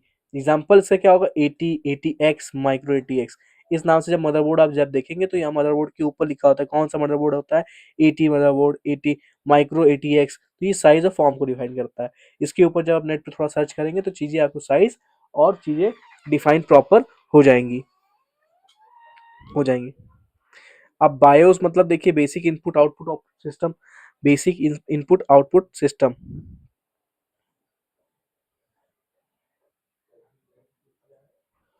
अब इनपुट आउटपुट सिस्टम, इसमें हमने देख लिया, मतलब समझ रहे हैं, वही ब्लॉक डायग्राम जब आप बनाएंगे, चीज़ें करेंगे, तो इनपुट है, आउटपुट है। इनपुट होता है कोई भी सिस्टम, अगर आपका है कोई भी सिस्टम है, सिस्टम ये आपका कंप्यूटर सिस्टम है, इनपुट होगा, आउटपुट होगा, दो चीज़ें तो आपकी होंगी होंगी, और ये बीच में सिस्टम होगा, एज अ सीपीयू ये वर्क करेगा, तो यही है इसके ऊपर बेसिक इनपुट आउटपुट सिस्टम। ये आईपीओ साइकिल को बताता है। आईपीओ, आईपीओ क्या होता है, input output, input process output, ये आपका आईपीओ साइकिल होता है, जो कि हमने स्टार्टिंग पढ़ा था कंप्यूटर में के अंदर, जो हमने इनपुट प्रोसेस था, आउटपुट था और स्टोरेज था, तीन चीजें थी उसके अंदर, ठीक है। स्टोर्ड इन अ रोम, ठीक है, रोम के अंदर स्टोर होता है क्या, स्टार्ट द कंप्यूटर, कंप्यूटर को स्टार्ट करने के लिए होता है। Loads operating system, operating system को लोड करने के लिए होता है। BIOS checks hardware during booting, ये काम करने के लिए आपका होता है। सीमॉस क्या होता है, complementary complementary metal oxide semiconductor, semiconductor समझते हैं, सेमीकंडक्टर्स होते हैं जो कि इलेक्ट्रिसिटी को पास करने में मदद करते हैं। अब आप देख रहे होंगे चीजें पास करने के लिए इलेक्ट्रिसिटी जो भी होता है सेमीकंडक्टर में, इसमें चीजें होती हैं। स्टोर सिस्टम क्या करता है, डेट और टाइम को यूज करता है। हार्डवेयर में कॉन्फ़िगरेशन यूज करता है, हार्डवेयर की कौन सी कॉन्फ़िगरेशन यूज हो रही है, चीजें हो रही है। और पावर्ड सीमॉस बैटरी, पावर को सप्लाई करता है, बैटरीज को। डिफरेंस आ सकता है, इंपॉर्टेंट है ये भी इंपॉर्टेंट है, इसके बारे में पढ़ के जाइएगा। बायोस और सीमॉस के अंदर ये क्या आता है, स्टोर्ड इन रोम, ठीक है, ये रोम के अंदर स्टोर होता है। Stored in CMOS memory, memory के अंदर स्टोर होता है। ये क्या होता है, स्टार्ट्स कंप्यूटर, ये स्टार्ट करता है कंप्यूटर को, ये स्टोर्स करता है क्या, सिस्टम की सेटिंग्स को, परमानेंटली होता है ये, और नीड बैटरी होता है। सीमॉस अगर बैटरी के बिहाफ पे नहीं, बैटरी अगर रहेगी तभी ये चलेगा, वरना नहीं रहेगा। ये परमानेंटली स्टोर होता है, ये बैटरी के बिहाफ पे स्टोर होता है। बैटरी है तो हाँ है, नहीं है तो नहीं है, ओके। रैम, अब आप देखेंगे random access memory, primary memory होता है, वोलेटाइल होता है, फास्ट होता है, एक्सेस होता है, data loss when power of, same चीज, ये शायद आपने पढ़ लिया है, ठीक है। अब हम यहाँ पे आते हैं एस रैम। एस रैम होता है स्टैटिक रैम, जैसे मैंने बताया था, faster than D RAM. Static, अब स्टैटिक का मतलब समझे, जैसे कोई वेबसाइट आप लॉगिन करते हैं, यहाँ लिखा है www.juar.com, ठीक है, www.paperleak.com, www.it.nivesh। ओके, ये आपकी वेबसाइट है, ठीक है। और यहाँ पे एक और आपकी वेबसाइट खोल रहे हैं www.jugaad.com। ये आपकी वेबसाइट खुली हुई, दो है, ये स्टैटिक है, ये डायनेमिक है, ठीक है। स्टैटिक में क्या होगा, जब यहाँ पे आप चीजें जाएंगे, इस पर रिफ्रेश रिफ्रेश नहीं होगा, इसमें रिफ्रेश नहीं होगा, और इसमें आप सिर्फ स्टैटिक डेटा देखेंगे, नो मोशन नो डायनेमेशन देखेंगे, नो डायनेमिक देखेंगे। इसमें क्या होगा, डायनेमिक वाले में डायनेमिक डेटा देखेंगे आप, जब उसको रिफ्रेश करेंगे तो ऑटोमेटिकली रिफ्रेश भी होगा, रिबूट भी होगी और साइट वापस से खुलेगी। इसमें एरर दे सकती है, तो सेम चीजें आप इसको इसी का एग्जांपल लेके अब एक दिमाग में माइंडसेट बना लिया कि स्टैटिक क्या होता है, डायनेमिक क्या होता है। अब आप जरा इस पे आइए, क्या है, faster than D RAM, D RAM से फास्टर रहता है स्टैटिक डी रैम, क्यों, खुल जाता है, तेजी से काम करता है, एक्सपेंसिव एक्सपेंसिव होता है, ठीक है, चीजें एक्सपेंसिव हैं। अब आपने ये देख लिया यहाँ पे, ठीक है। अब ये एक्सपेंसिव होता है, यूज इन कैच मेमोरी होता है, स्लोअर होता है S RAM, slower then S RAM होता है, लेस एक्सपेंसिव होता है, और नीड्स फ्रीक्वेंट रिफ्रेशिंग होता है। ये स्टैटिक और डायनेमिक लमसम आपको देखने में चीज़ सेम लग रही है। अब आप कह रहे होंगे डायनेमिक महंगा होना चाहिए या फास्टर होना चाहिए, तो हाँ, देखिए डी रैम जो है वो फास्टर है, डायनेमिकली है, स्टैटिक क्या है, स्लोअर है।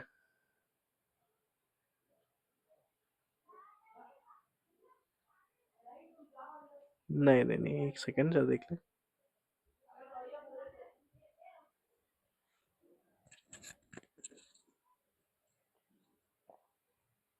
तो हम लोग यहाँ पे थे, क्या था, इसको आप ध्यान दीजिएगा कि स्टैटिक रैम और डायनेमिक रैम, ठीक है।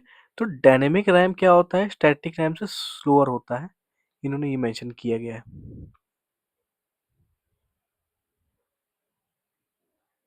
तो अब आप समझ रहे हैं कि क्या है, एस रैम क्या है, ये फास्टर होता है, क्योंकि ये स्टैटिक है।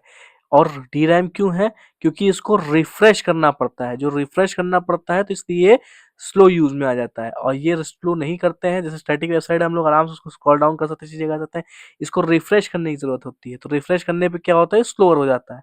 तो यही डायनेमिक और स्टैटिक में यही फर्क है, ठीक है। तो स्टैटिक रैम क्या होता है, फास्टर होता है, एक्सपेंसिव होता है, और यूज कैच मेमोरी करता है, और ये नीड्स फ्रिक्वेंटली रिफ्रेश होता है। इतना ही आपके एग्जाम में, आप इसको थोड़ा सा और डीपली अंडरस्टैंड कर लीजिएगा, ये चीज एकदम सही है, कोई इशू नहीं, सब सही लिखा है।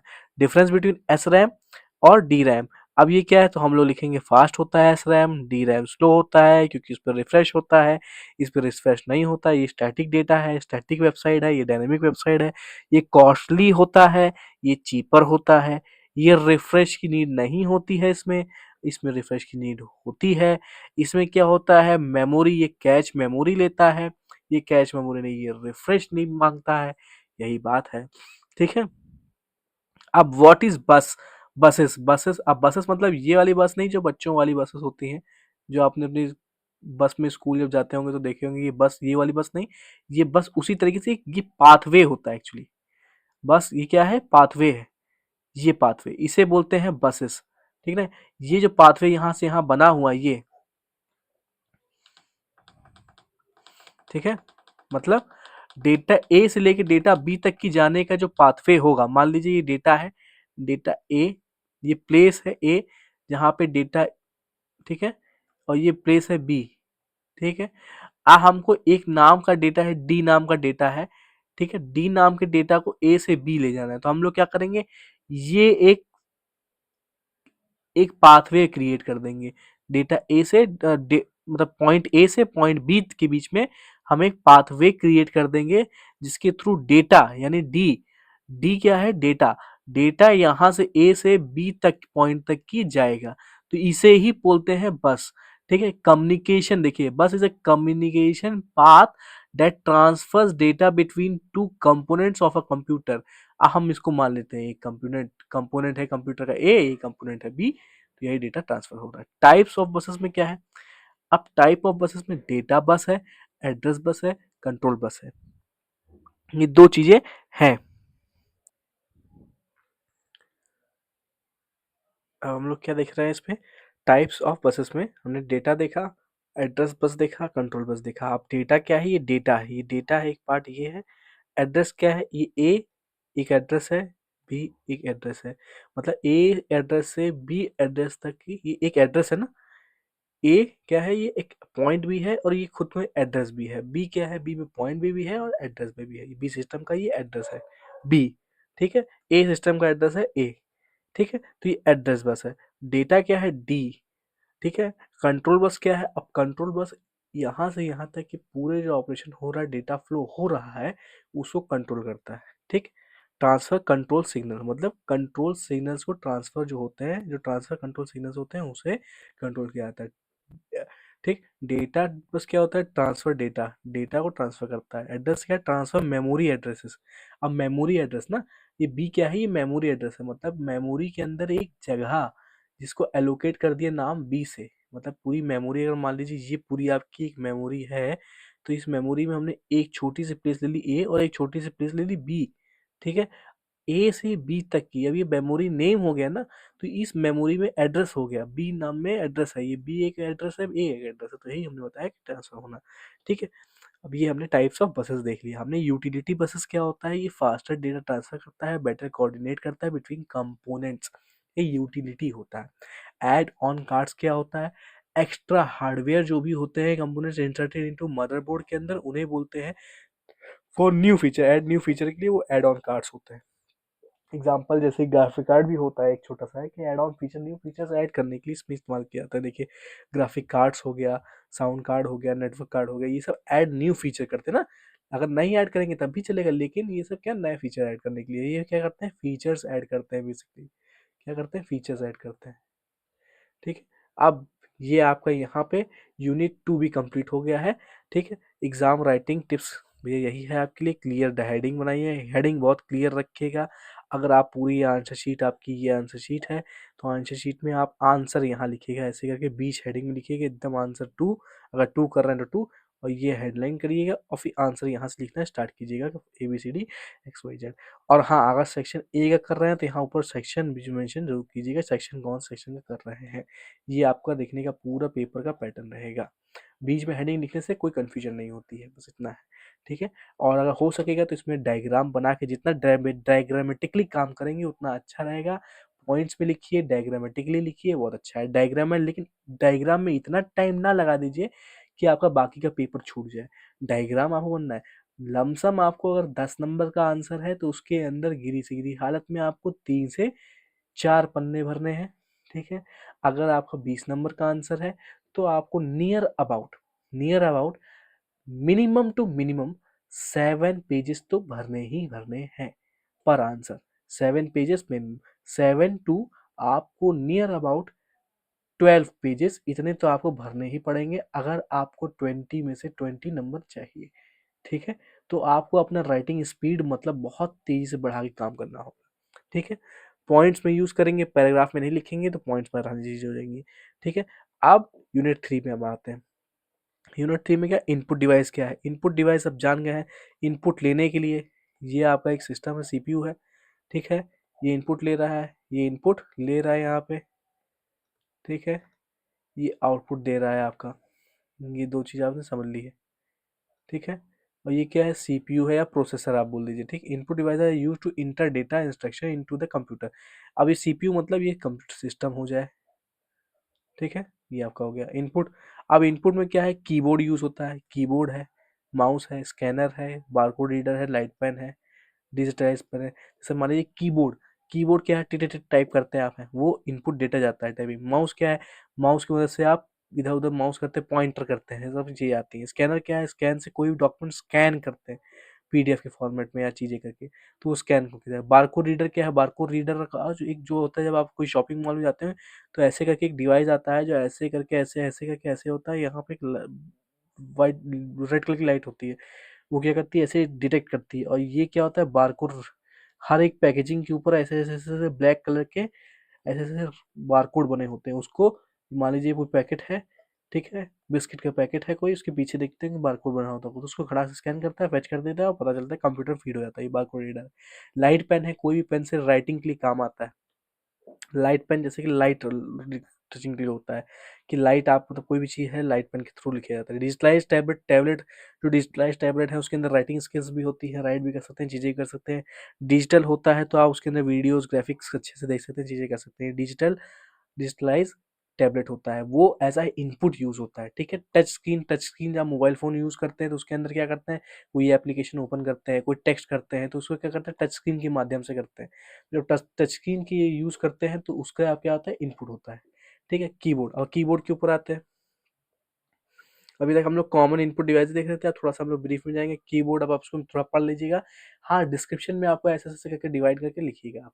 Most commonly used input device है ये, यूज्ड कमांड्स टाइप होता है, अल्फाबेटिक न्यूमेरिकल होता है। माउस के बारे में, पॉइंटिंग डिवाइस जैसे मैंने भी आप सबको बता दिया था, सेलेक्ट करने के लिए, क्लिक करने के लिए, ड्रैग करने के लिए, ड्रॉप करने के लिए, ठीक है। स्कैनर्स के लिए किस लिए होता है, convert paper into document digital form में, यूज इन ऑफिस बैंक, उसी के बारे में थोड़ा सा read barcode reader printed on products, देखिए use in shopping malls and stores.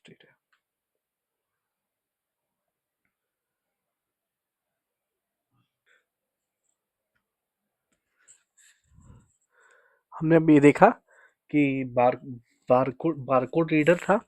Barcode reader के बाद हमने क्या देखा, ये रीड वही बारकोड करता है, प्रिंट करता है प्रोडक्ट को, यूज इन शॉपिंग मॉल्स देखा, स्टोर्स देखा। अब लाइट पेन यही है कि लाइट सेंसिटिव पॉइंटिंग डिवाइसेस होता है। ये लाइट नहीं होता, वो सेंसिटिव पॉइंटिंग डिवाइस, ये पॉइंट है, ये पॉइंटिंग डिवाइस होता है। पॉइंट करके कोई भी चीज़ ड्रॉ करने के लिए, कोई भी चीज़ जैसे कि पेन टूल जब करते हैं ड्रॉ तो अपनी चीज़ें करते हैं, वो सब होता है। सेलेक्ट ऑब्जेक्ट करने के लिए होता है ऑन द स्क्रीन, कोई भी लाइट पेन। हाँ, लाइट पर तो आप देखेंगे बहुत से, जैसे कि आप कोई भी कंप्यूटर में जाते हैं, सिटीज़ में, हाईटेक सिटीज़ में जाते हैं तो यहाँ पे ऐसे कोई सिस्टम बना होता है, और इस सिस्टम के रिगार्डिंग ऐसे ही यहाँ पे अटैच बॉक्स होता है, इसके अंदर पेन ऐसे अटैच होता है, रखा होता है, होल्डर की तरह रखा होता है, और उसके निकली हुई एक वायर होती है, ऐसे ऐसे ऐसे ऐसे ऐसे ऐसे घूमते घूमते उसमें लगी होती है। तो इस पेन के माध्यम से आप क्या करते हैं, स्क्रीन के ऊपर लिखना, राइटिंग, ये सब टास्क परफॉर्म इजिली कर लेते हैं। लाइट पेन ऐसे ही इस्तेमाल किया जाता है। अभी डिजिटाइज सॉरी डिजिटलाइज ये होता है टैबलेट, डिजिटाइजिंग टैबलेट, ये ड्राइंग के लिए यूज़ होता है मेनली। जैसे ये टैबलेट हमारे पास है, टैबलेट ऐसे होता है, ठीक है, स्क्रीन होती है, और यहाँ पे ये ड्राइंग्स के लिए होता है, जो भी आपको माइनक्राफ्ट बनाने हैं, चीज़ें बनानी है, ड्राइंग्स करनी है, मेनली आर्किटेक्ट जो होते हैं उनके पास ये डिजिटलाइज एक टैबलेट होता है। ये जो सैंपल जो क्रिएट करते हैं वो इसी में ही क्रिएट किए जाते हैं, इसी में वो क्रिएट करते हैं सैंपल, एक ड्राइंग क्रिएट करते हैं किसी भी बिल्डिंग, किसी भी कॉम्प्लेक्स या किसी भी आर्किटेक्ट की, किसी भी कॉर्पोरेट की, इसकी वजह से वो करते हैं चीज़ें। टच स्क्रीन क्या है, अब ये use to drawing tablet converts handwriting, देखो handwriting, hand drawing into digital format, अब जैसे ये डिजिटल फॉर्मेट में कन्वर्ट कर देना, यही है। और इसमें क्या लाइट पेन है, light pen sensitive point point है होता है, और यूज क्या होता है, सेलेक्ट ऑब्जेक्ट करने के लिए ऑन द स्क्रीन। और टच स्क्रीन क्या है, टच स्क्रीन एज भाई इनपुट लेने के काम आता है बाय टचिंग द स्क्रीन। जैसे आप मोबाइल फोन है, एंड्रॉयड मोबाइल फोन आप यूज़ करते हैं, एंड्रॉयड हो गया, आईफोन हो गया, कोई भी आप ये इस्तेमाल करते हैं, तो उसमें क्या होता है, ये टच स्क्रीन होती है, तो क्लिक करके कोई भी ऑब्जेक्ट एप्लीकेशन ओपन कर सकते हैं, कोई भी चीज़ क्लिक कर सकते हैं, लाइक कर सकते हैं, शेयर कर सकते हैं, ये कर सकते हैं। तो यूज्ड इन मोबाइल्स, ठीक है, मोबाइल्स में यूज़ होता है, जैसे कि एटीएम्स में यूज़ होता है, और कियोस्क में यूज़ होता है, ये कियोस्क भी एक ऐसा ही होता है, ठीक है। आउटपुट, आउटपुट डिवाइस में क्या है, आउटपुट डिवाइस में क्या है, हमने अभी वहाँ पढ़ा था क्या, कंप्यूटर के अंदर की इनपुट लेता है, इनपुट, इनपुट के बाद क्या होता है, प्रोसेस होता है, इनपुट के बाद प्रोसेस होता है, प्रोसेस के बाद क्या होता है, आउटपुट होता है, ये हमने पढ़ा था। आउटपुट के बाद क्या होता है, आउटपुट का स्टोरेज होता है, जो भी आउटपुट आया है उसको मेमोरी के अंदर स्टोर भी करता है, ठीक है, स्टोरेज। ओके, तो अब इसमें क्या करना हमको है, इनपुट के बाद प्रोसेस, अब प्रोसेस रिजल्ट, इसका जो रिजल्ट होगा, इसका रिजल्ट होगा, ठीक है, प्रोसेस करके रिजल्ट आया है वो आउटपुट है। अब इतना आप समझ लीजिए, ठीक है। ये आप ऐसे बना सकते हैं चीज़ें, तो आपको नंबर मिलेगा, ऐसे डायग्राम बना के उसको ऐसे पार होना क्या चीज़ें करके, ऐसे करके जितना अच्छे से शो पाए डायग्राम के थ्रू, या किसी और कोई आपके पास, आपके मन में आइडिया हो, आपके माइंड में आइडिया हो, उसके थ्रू भी आप इसको मेंशन कर सकते हैं कि आउटपुट डिवाइस क्या है, डिस्प्ले करने के प्रोसेस रिजल्ट को किया जाता है, इसलिए वो आउटपुट डिवाइस होता है। कॉमन आउटपुट डिवाइस क्या है, जैसे कि मॉनिटर हो गया, उस मॉनिटर है, प्रिंटर है, स्पीकर है। अब आप और भी ऐड करके इसमें बताइएगा, ठीक है। अब हम लोग थोड़ा मॉनिटर, प्रिंटर और उसके बारे में थोड़ा सा और जान लेते हैं डिस्प्ले कि मॉनिटर होता क्या है। जो चीज़ आप एग्जाम्पल में बताएंगे उसको आप ब्रीफली करेंगे तो आपके पेजेस भरते जाएंगे, आपको पेजेस भी भरने हैं, आपको चीज़ें सही बतानी है, ठीक है। तो मॉनिटर क्या है, डिस्प्ले आउटपुट करता है विजुअल के फॉर्म में, ठीक है। टाइप्स ऑफ मॉनिटर कितने होते हैं, सीआरटी होता है मॉनिटर, एलसीडी होता है, एलईडी होता है। सीआरटी कैथोड रे ट्यूब में होता है, जो पहले जो आते थे मॉनिटर्स आते थे उनमें क्या होता था, कैथोड रे के थ्रू डिस्प्ले के ऊपर लाइट्स इमिट की जाती थी, जिसके थ्रू हमको इमेजेस दिखने लगती थी ब्लरी इफेक्ट पे पर्दे के सामने, या पर्दा यूज करते थे या चीजें यूज करते थे, स्क्रीन यूज करते थे जो भी उसमें, ठीक है। तो उसमें हम लोग इमेजेस दिखती थी, लेकिन वो बहुत ब्लरी होती थी, मतलब ओल्ड पुरानी होती थी, ब्लस्की होती थी, मतलब इतना क्लियर नहीं होती थी, लेकिन हाँ होती थी। उसके बाद एलसीडी आई, लिक्विड क्रिस्टल डिस्प्ले, या liquid crystal display, crystal display, ठीक है। तो ये किस लिए आया, मॉनिटर ये फ्लैट होता था, एकदम पूरा फ्लैट होता है, जैसे कि एलसीडी आपके घर में लगी होगी, तो टीवीज होते हैं तो उसमें लगी होती है।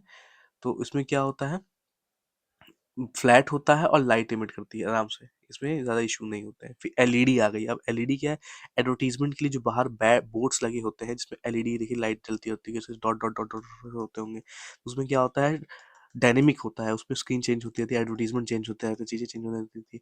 हाई क्वालिटी 3D एनिमेशन भी लगते हैं अब तो, ठीक है। तो ये एलईडी का वो है, ठीक है।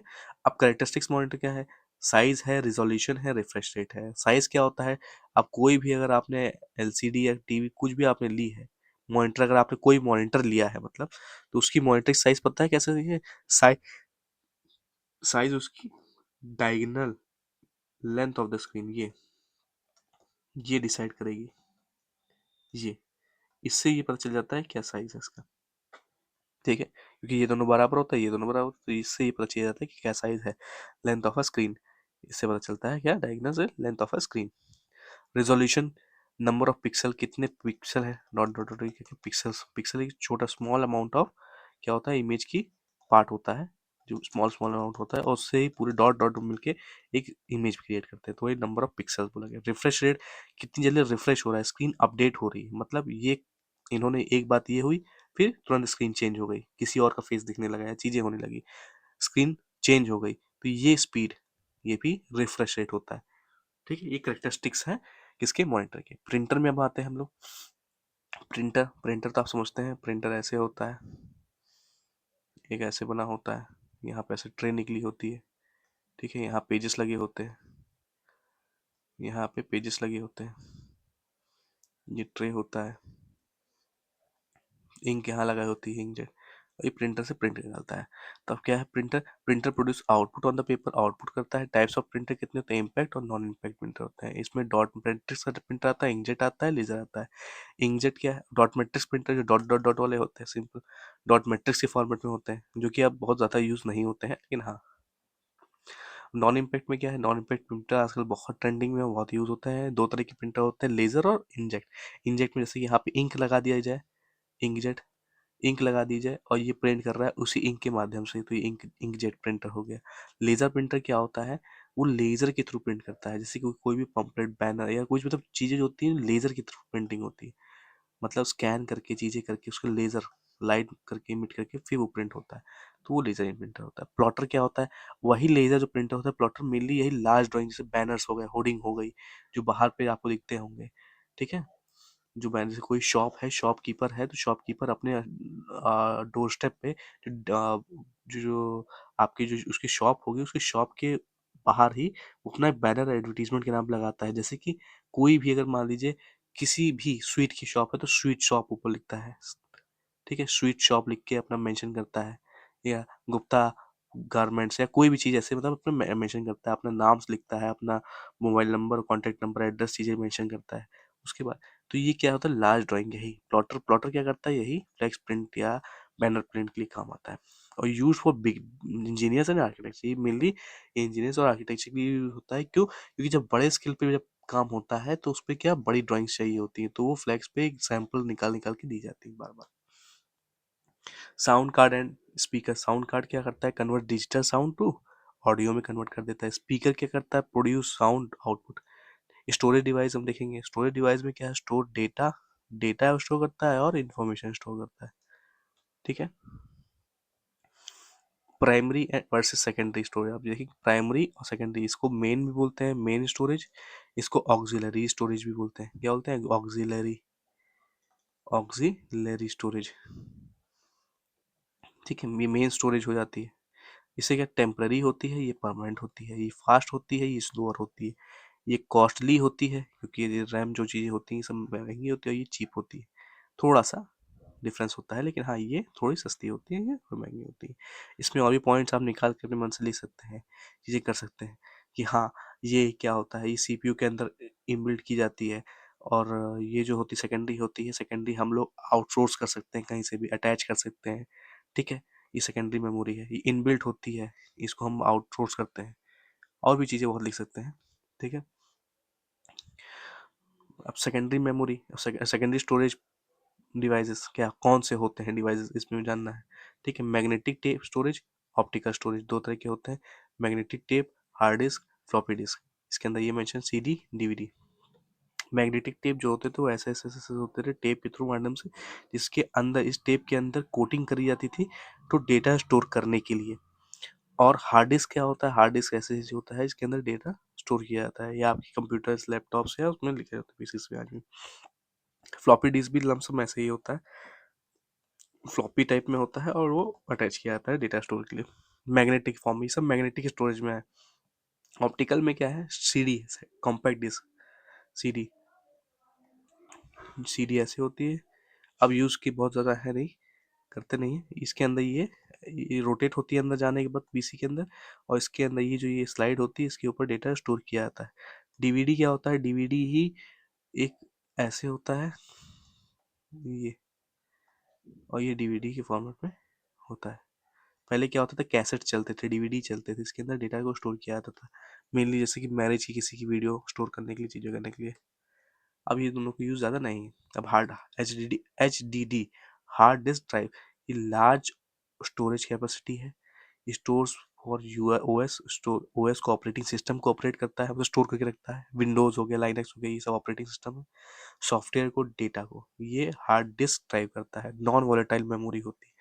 ठीक है, floppy disk old storage device है, वेरी लो कैपेसिटी है। ठीक है, वेरी लो कैपेसिटी है और ओल्ड स्टोरेज डिवाइस है, बहुत पुराना है। Optical disk use laser technology, laser technology के थ्रू करते हैं, सीडी डीवीडी इसके एग्जाम्पल। अब हम लोग आते हैं स्टोरेज एंड रिट्रीवल मेथड्स। तो दो तरह के होते हैं, सिक्वेंशियल एंड डायरेक्ट। सिक्वेंशियल मतलब अगर कोई भी डेटा ऐसे स्टोर है, मान लीजिए ये 1 है, ये 2 है, ये 3 है, ये 4 है, डेटा हमारा यहाँ पे है, तो हम लोग 1 फिर 2 फिर 3, ये सीक्वेंस में हम लोग जा रहे हैं। हम 3 को अगर फैच करना है, डेटा फैच मतलब समझते हैं कोई भी डेटा को निकालना कहीं से। मान लीजिए एग्जांपल, आप अपने घर में गए और आपके शेल्फ, बुक शेल्फ आपने क्रिएट की हुई है, बुक शेल्फ में क्या है, आपको तीसरे नंबर वाली किताब चाहिए। तो आप ये करेंगे पहले 1 2 3 ऐसे काउंटिंग करके समझ के तभी सिक्वेंशियल आप गए। लेकिन आप सीधे जाके 3 नंबर ही निकाल लेंगे, पिक कर लेंगे, ये डायरेक्ट है। तो यही इसमें बोला गया, सिक्वेंशियल एसेस मतलब डेटा को एसेस करना एक ऑर्डर के अंदर, और डायरेक्ट एसेस का मतलब होता है कि सीधे डायरेक्टली डेटा को एक्सेस कर लेना। ये होता है रिट्राइवल मेथड्स। ठीक है, स्टोरेज एंड रिट्राइवल मेथड्स, क्योंकि स्टोर तो हो गया, रिट्राइवल मेथड। अब इसमें इस यूनिट में तीसरी यूनिट में आपको क्या ध्यान रखना है कि एटलीस्ट 2 से 3 पॉइंट मेंशन करने हैं डिवाइस के बारे में। ठीक है, ड्राइंग, प्रिंटर की, मॉनिटर की अगर आप बना देंगे तो वेल एंड गुड है। ज़्यादा टाइम मत लीजिएगा, बस एक रफ डायग्राम इतना बना दीजिएगा कि आपको हाँ वो चीज़ें थोड़ी नीट दिखे, क्लीन दिखे। उसके ऊपर आप एक्स्ट्रा वो मत मेंटेन कीजिएगा कि मतलब उसको कलरिंग करें, चीज़ें करें, बहुत ज़्यादा वो करें, हाई फाई करें, नहीं, ये चीज़ मत कीजिएगा। बस जितना समय हो आपके पास, तुरंत तुरंत जल्दी जल्दी काम कर लीजिएगा। ठीक, टेबल का क्रिएट करिएगा, कंपैरिजन, जब कंपैरिजन करिएगा, मान लीजिए आपने क्या किया, अगर आपने रैम और रोम में कंपेयर किया है तो यहाँ रैम लिखिएगा, यहाँ रोम लिखिएगा, ये आपकी आंसर शीट है, ये आपकी आंसर शीट है, और यहाँ पे ऐसे ही डायग्राम बनाइएगा, ये डिफरेंशिएट कीजिएगा। अब यहाँ 1 2 3 ऐसे करके पॉइंट लिख दीजिएगा। ठीक है, ये कंपेरिजन करने के लिए। अब यूनिट 4 में क्या है, यूनिट 4 में हम लोग आते हैं, ये क्या, what is computer software.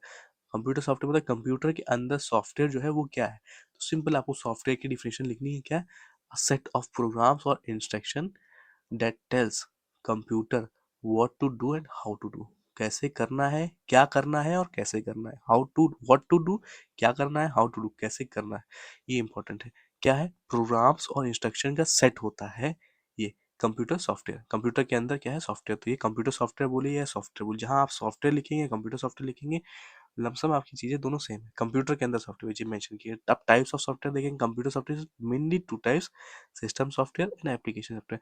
System software में क्या होता है, कुछ चीजें इनबिल्ट होती हैं सिस्टम के अंदर, जैसे कि विंडोज हो गया, लाइनेक्स हो गया, ये ओएस जितने आपके होते हैं ना, ये सब आपके क्या सिस्टम सॉफ्टवेयर है। एंड एप्लीकेशन सॉफ्टवेयर क्या है, जैसे कि आपका एम एस वर्ड हो गया, एम एस पावर पॉइंट हो गया, या एम एस ऑफिस हो गया एग्जाम्पल, या कोई भी व्हाट्सएप हो गया आपने अपने कंप्यूटर के अंदर इंस्टॉल किया है, या आपने कोई भी अन्य एप्लीकेशन जो कि आपने डाउनलोड किया है सेटअप के माध्यम से, वो है एप्लीकेशन सॉफ्टवेयर। ठीक है, वो एप्लीकेशन है। सिस्टम सॉफ्टवेयर क्या करता है, कंट्रोल्स करता है। अभी सिस्टम सॉफ्टवेयर में पढ़ पाएंगे। सिस्टम सॉफ्टवेयर क्या करता है, controls working of a computer hardware. Hardware computer hardware की वर्किंग को कंट्रोल करता है, प्रोवाइड करता है क्या, प्लेटफॉर्म रन एप्लीकेशन सॉफ्टवेयर। ठीक है, रन एक प्लेटफॉर्म प्रोवाइड करता है किसके लिए, एप्लीकेशन सॉफ्टवेयर को रन करने के लिए, to run application software. Example क्या है, ऑपरेटिंग सिस्टम है, डिवाइस ड्राइवर्स है, लैंग्वेज ट्रांसलेटर्स है। विंडोज है, ये ऑपरेटिंग सिस्टम के डिवाइस ड्राइवर मतलब कोई भी डिवाइस आपने अटैच किया उसके ड्राइवर्स हो गए।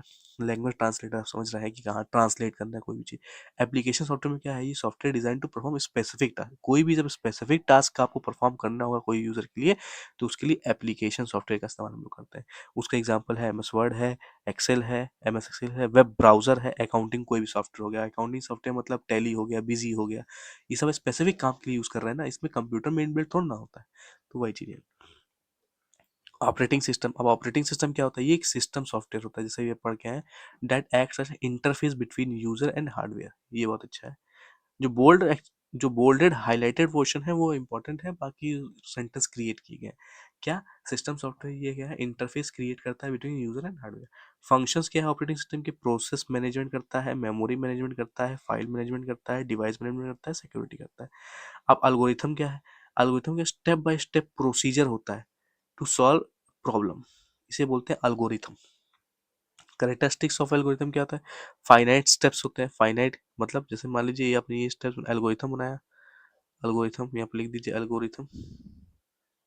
ठीक, अब यहाँ पहला स्टेप, दूसरा स्टेप, तीसरा स्टेप, ठीक है, ये स्टेप्स आपने लिख दिया। अब यहाँ तक कि मतलब एक फाइनाइट है ना, कोई भी वर्क करने जा रहे हैं तो एक फाइनाइट चीजें होती है ना, कि आप 3 स्टेप्स में कंप्लीट कर लेंगे ये काम को, 4 स्टेप्स में काम कंप्लीट कर लेंगे, तो ये क्लियर होता है। और ये क्लियर एंड प्रिसाइज होता है कि हाँ 3 ही स्टेप में काम आपका हो जाएगा। इनपुट आउटपुट डिफाइन होगा कि इनपुट क्या डालना है, आउटपुट क्या डालना है, ये डिफाइन होगा। क्लियर एंड प्रिसाइज होगा, दोनों चीजें हैं। ठीक है, व्हाट इज फ्लो चार्ट, अब फ्लो चार्ट, अब इसी का ही रिप्रेजेंटेशन, ग्राफिकल रिप्रेजेंटेशन कहता है flow chart. Flow chart is a graphical representation, graphical representation of an algorithm using symbols का इस्तेमाल करके, graphical representation of a algorithm is called a flow chart. Okay, अब symbol क्या है, देखिए सिंबल, सिंबल होता है ये ग्राफिकल में, ओवल, ओवल समझते हैं, इस टाइप में ओवल मतलब अंडे के आकार में टाइप में, ये ओवल होता है। ठीक है, ये ओवल बना हुआ है। पैरेललोग्राम क्या होगा, पैरेललोग्राम ये, ठीक है। ओवल, ओवल क्या करता है, स्टार्ट और एंड, जहाँ पे स्टार्ट करेंगे वहाँ डायग्राम बनाएंगे, ये स्टार्ट, और आखिरी में जहाँ खत्म करेंगे वहाँ पे बना देंगे, यहाँ स्टार्ट और एंड, ये खत्म। अब बीच में क्या होगा, पैरेललोग्राम, ये इनपुट लेने के लिए है। ठीक है, रेक्टेंगल, रेक्टेंगल क्या करने के लिए, प्रोसेस करने के लिए, ये आपने ऐसे किया, एक रेक्टेंगल क्रिएट कर दिया। ठीक है, ये रेक्टेंगल। डायमंड क्या है, डिसीजन लेने के लिए, डिसीजन आपने लिया। ये डायमंड क्या है, डिसीजन लेने के लिए। एरो लाइन क्या है, ये आपके सिंबल को रिप्रेजेंट करने के, मतलब डेटा का फ्लो दिखाने के लिए कि किस साइड से क्या चीजें हो रही हैं, फ्लो लाइन है। प्रोग्रामिंग लैंग्वेज क्या है, ये यूज की जाती है किस लिए, write instruction, instruction to a computer, for a computer, computer को क्या करना है, क्या चीजें करनी है, इंस्ट्रक्शन देने के लिए काम आती है programming language. Types of programming language कितनी तरह की होती है, एक होती है मशीन लैंग्वेज, दूसरी होती है असेंबली लैंग्वेज, तीसरी होती है हाई लैंग्वेज, एक और भी होती है लो लेवल लैंग्वेज, लेकिन हम लोग मेनली यही पढ़ते हैं। एमएल पढ़ते हैं, एएल पढ़ते हैं और एचएल पढ़ते हैं। मशीन लैंग्वेज क्या होती है, बाइनरी होती है, बाइनरी यूज, बाइनरी नंबर करती है 0 और 1। ठीक है, 0 और 1 को यूज करती है, वेरी फास्ट होती है, डिफिकल्ट टू अंडरस्टैंड होती है। असेंबली लैंग्वेज क्या होती है, सिंबलिक कोड्स, कोड्स को यूज करती है, सिंबलिक। ठीक है, मशीन लैंग्वेज, और इजी देन मशीन लैंग्वेज, इससे इजी होती है। नीड्स असेंबलर, असेंबलर की जरूरत उसको होती है। अब असेंबलर क्या होता है? असेंबलर ये होता है कि जो असेंबली लैंग्वेज को मशीन लैंग्वेज में कन्वर्ट कर दे, मशीन कोड में या मशीन लैंग्वेज में कन्वर्ट कर दे, इसे बोलते हैं असेंबलर। ठीक है, तो अब जाके देखेंगे हाई लेवल लैंग्वेज क्या होती है। Easy to read and write होती है, मशीन इंडिपेंडेंट होती है। इसके एग्जांपल सी, जावा, पाइथन हो जाता है। मतलब जो प्रोग्रामिंग लैंग्वेज होती है वही आपकी हाई लेवल लैंग्वेजेस होती हैं। उसमें कुछ कुछ हाई लेवल लैंग्वेजेस होती हैं, बाकी लो लेवल लैंग्वेज होती है। हाई लेवल लैंग्वेज मतलब सी, पाइथन, जावा, ईटीसी, और भी होती हैं, हम कर सकते हैं। असेंबलर क्या होता है? जैसे बताया आपको, असेंबली लैंग्वेज को मशीन कोड के अंदर या मशीन लैंग्वेज में चेंज कर दे, converts assembly language into machine language, यही होता है असेंबलर काम। कंपाइलर क्या होता है? Translate entire program at a once into machine code. जैसे कि आपने कोई कोड लिखा, मान लीजिए ये आपकी वर्कबुक है, ठीक है। इस वर्कबुक में आपने मतलब आपने एक स्क्रिप्ट है आपका। इसके अंदर पहला लाइन, दूसरी लाइन, तीसरी लाइन आपने कोड लिखे सारे। अब क्या करेगा कंपाइलर? ये आपका ए डॉट पी वाई या कोई भी नाम से आपने फाइल सेव की है, या HTML नाम सेव की है, कोई भी नाम सेव की है, प्रोग्रामिंग लैंग्वेज है, तो ये फाइल को पूरा कंपाइलर क्या करेगा? अपने अंदर लेगा, कंपाइल पूरा डॉक्यूमेंट करेगा और आउटपुट दे देगा। ठीक है, ये आपको इंस्टेंट हो। लेकिन इंटरप्रेटर क्या होता है? Line by line, first line check करेगा, फिर दूसरी लाइन चेक करेगा, तीसरी लाइन चेक करेगा, चौथी लाइन चेक करेगा, पांचवी लाइन चेक करेगा, उसके बाद धीरे धीरे रिजल्ट देगा। जहां पे एरर कोई आएगी वहां रुक जाएगा, नेक्स्ट चीजें नहीं प्रोसेस करेगा, नेक्स्ट चीजें रन नहीं करेगा। लेकिन कंपाइलर क्या करता है? सब कुछ रन करता है, जहां इशू आता है कि वही पॉइंट करके बता देता है। ये फर्क होता है। तो इंटायर प्रोग्राम एट वंस एक ही बार में कर देता है। इंटरप्रेटर क्या करता है? प्रोग्राम्स को ट्रांसलेट्स करता है। लेकिन इंटरप्रेट ट्रांसलेट रन करना मतलब ट्रांसलेट कर करके रन करवाता है, ट्रांसलेट्स करता है लाइन बाय लाइन। ठीक है, अब difference between compiler, translates whole program को ट्रांसलेट कर देता है, लाइन बाय लाइन कर देना। फास्ट एग्जीक्यूशन कर देना, स्लो एग्जीक्यूशन, क्योंकि देखिए फास्ट ये इसलिए एक बार में किया इसने काम खत्म हो गया। स्लोअर इसलिए है क्योंकि धीरे धीरे कर रहा है, एक एक लाइन कर रहा है, टाइम टेकन है। एरर शोन आफ्टर कंपाइलेशन के बाद एरर शो करेगा, और एरर शोन इमीडिएटली तुरंत दिख जाता है इंटरप्रेटर में। सही है। अब लिंकर पढ़ेंगे। लिंकर क्या होता है? लिंकर कंबाइंस ऑब्जेक्ट फाइल्स को और लाइब्रेरीज को, दोनों को जब कंबाइन कर देता है, ठीक है, टू क्रिएट क्या, किस लिए? एग्जीक्यूटिव फाइल बनाने के लिए, कि हाँ इस फाइल को रन कराने के लिए हम दोनों को कॉम्बाइन कर दें और एक फाइल को रन करा दें। ठीक है, तो उसे बोलते हैं लिंकर। बात समझ पा रहे हैं? ऑब्जेक्ट फाइल को और लाइब्रेरीज को ऐसा कंबाइन करना कि उससे to create an executive file. अब लोडर देखेंगे हम क्या है। ये इंपॉर्टेंट चीजें हैं। हाँ, थोड़ा सा मुझे बता दें, कंपाइलर ये भी इंपॉर्टेंट है, ठीक है, IMP है आपका। प्रोग्रामिंग लैंग्वेज भी आपका, ये फ्लो चार्ट एंड एल्गोरिथम भी IMP है। मतलब मैं जो भी पढ़ा रहा हूँ ये सब इंपॉर्टेंट ही है लमसम। कोई चीज़ बाहर नहीं है आपके टॉपिक के, है सब कुछ इसी के अंदर है। सब आपके सिलेबस की है चीज़ें, सब आपकी चीज़ें सिलेबस की हैं। अब हम लोग यहाँ लोडर पढ़ेंगे। लोडर क्या है? Loads executable programme into memory for execution. मतलब लोड्स करता है क्या? एक्सिक्यूटेबल, जो भी एग्जीक्यूट कर गई है प्रोग्राम, इनटू मेमोरी के अंदर स्टोर करता है। लोडर क्या करता है? ठीक है, जो भी एग्जीक्यूट फाइल हो गई उनको लोड करने का। एग्जाम टिप में अब क्या रखेंगे आप? इसमें यही है कि इसके डिफिनेशन क्लियरली लिखिएगा, टेबल्स को डिफाइन कीजिएगा, वही हमने बताया। ड्रॉ फ्लो चार्ट ओनली, हाँ, एल्गोरिथम और फ्लो चार्ट के बारे में अगर पूछे तो जरूर बनाइएगा, और सिंबल्स बनाइएगा। फ्लो चार्ट का सिंबल जरूर बना दीजिएगा, बहुत ज़्यादा टाइम टेकन नहीं है। फ्लो चार्ट का अगर सिंबल बना देंगे तो एक्स्ट्रा मार्क्स मिलने की आपको उम्मीद है, यानी आपको A++ मिल जाएगा अगर आप ढंग से काम करेंगे तो, प्रॉपर तरीके से अगर मेंशन करेंगे चीज़ें तो। अब 5वीं यूनिट में हम लोग आते हैं तो office automation. Office automation means क्या होता है? कंप्यूटर सॉफ्टवेयर एक होता है to perform office work perform करने की, such as creating document, calculation, presentation and storing data. ये ऑफिस ऑटोमेशन ही काम इसलिए करता है कि ऑटोमेटिकली। अब ऑटोमेशन क्या मतलब उससे होता है? ऑटोमेशन ऑटोमेटिकली काम करना, मतलब ऑफिस में ऑटोमेशन में काम करना, कि हाँ आपको ऑफिस में डेली करना है, चीज़ें करनी है, क्रिएटिंग करनी है, ये सब काम कर लेता है। कैलकुलेशन की अगर आपने उसमें रूल दे दिया कि A+B, अब आप ऑटोमेट कर दिए उसको A+B, अब A और B की वैल्यू हमेशा डालेंगे, चीज़ें करेंगे, तो वो सब होता है। ठीक है, MS वर्ड। अब इसी के अंदर ऑफिस ऑटोमेशन के अंदर ही एक वर्ड आता है, ये इसी यूनिट का पार्ट है office MS word. Word processing software ये होता है पहली बात। ऐसे बहुत से सॉफ्टवेयर होते हैं मार्केट में, जैसे अभी हमारे पास एक लिब्रे ऑफिस करके एक होता है, लिब्रे राइटर, ठीक है, ये फ्री सोर्स है, और ये जो है एमएस वर्ड यूज कर रहे हैं ये पेड है आपका, ये पेड सॉफ्टवेयर है। जब आप इंस्टॉल करते हैं, जब लैपटॉप लेते हैं, कंप्यूटर्स लेते हैं, तो उसके अंदर आपको ये पेड इसके इनक्रिप्ट की लेनी होती होगी, लाइसेंस की लेनी होती होगी बाय करने के लिए, लाइसेंस की। लेकिन ये क्या है, लिब्रे राइटर जो है ये फ्री सोर्स है, इसकी कोई आपको की नहीं लेनी। क्रिएट डॉक्यूमेंट्स के लिए होता है, फीचर्स क्या है, ठीक है, एडिट एंड फॉर्मेट टेक्स्ट के लिए होता है, स्पेल एंड ग्रामर चेक के लिए होता है, insert tables images and charts के लिए होता है, प्रिंट डॉक्यूमेंट्स के लिए होता है, इसके लिए होता है। मेल मर्ज क्या है, अब मेल मर्ज जैसे मान लीजिए आपको एक लेटर लिख रहे हैं, एक लेटर लिख रहे हैं, ठीक है, इसके अंदर आपने मान लीजिए एड्रेस लिखा, पहले तो आप यही करते हैं ना, डिनोट करते हैं किसको लिख रहे हैं, टू, ठीक है, टू के बाद यहाँ पे डियर लिखते हैं, उसके बाद लिखते हैं कंटेंट, अपना लिखते हैं, कंटेंट के बाद आप नीचे लिखते हैं योर नेम एंड डेजिग्नेशन और ईटीसी, ठीक है। ये तीन ही पार्ट में, चार पार्ट, तीन पार्ट में आपका मेनली डिवाइड होता है, तीन चार पार्ट में, मतलब आपका टू जिसको भेज रहे होते हैं, फिर उसका डेट होता है, सब्जेक्ट होता है, फिर डियर होता है या रिस्पेक्ट जो भी आप लगाते हैं, उसके बाद आप कंटेंट लिखते हैं, कंटेंट लिखने के बाद आप नीचे अपना नाम या चीज़ें मेंशन करते हैं अपने बारे में, ये पूरा कंटेंट होता है। लेकिन अगर आप मान लीजिए टू जो ऊपर लगा रहे हैं आप हैं, टू आपके उतना चेंज कर दें, सब्जेक्ट भी सब सेम रहे, केवल कंटेंट, सॉरी, केवल आप अपना एड्रेस जिसको भेज रहे हैं टू ये चेंज हो जाए, ठीक है, केवल टू ये चेंज हो जाए, आपका कंटेंट सेम रहे, और कंटेंट सेम रहे, टू मतलब समझ रहे हैं?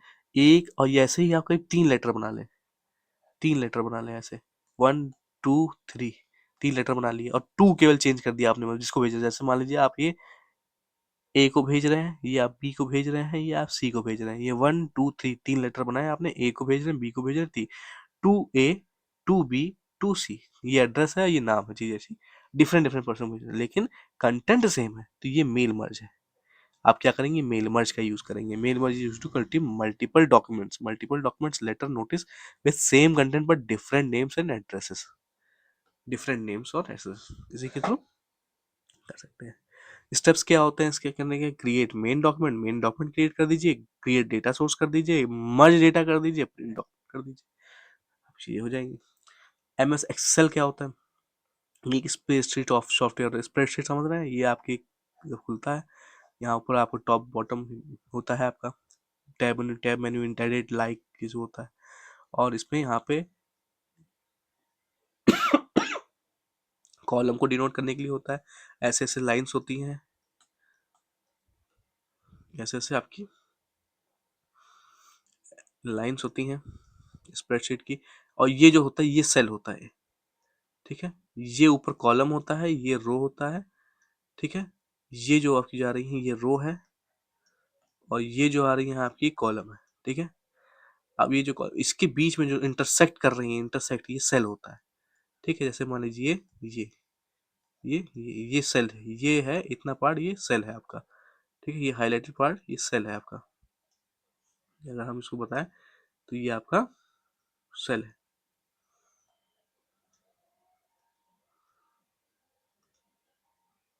ठीक है, ये सेल है आपका। अब यूजेस क्या है, calculation, uses of MS Excel, MS Excel का यूज क्या है, दादा ये स्पेशल सॉफ्टवेयर है, कैलकुलेशन के लिए यूज होता है, डेटा एनालिसिस के लिए यूज होता है, uses for of MS Excel, mathematical है, कैलकुलेशन के लिए यूज, डेटा स्टोरेज के लिए, creating charts and graph, data analysis, data को एनालाइज करने के लिए, डेटा है कोई भी डेटा क्या है कि किस तरह का डेटा है इसको एनालाइज करना, ये इसके लिए भी काम आता है।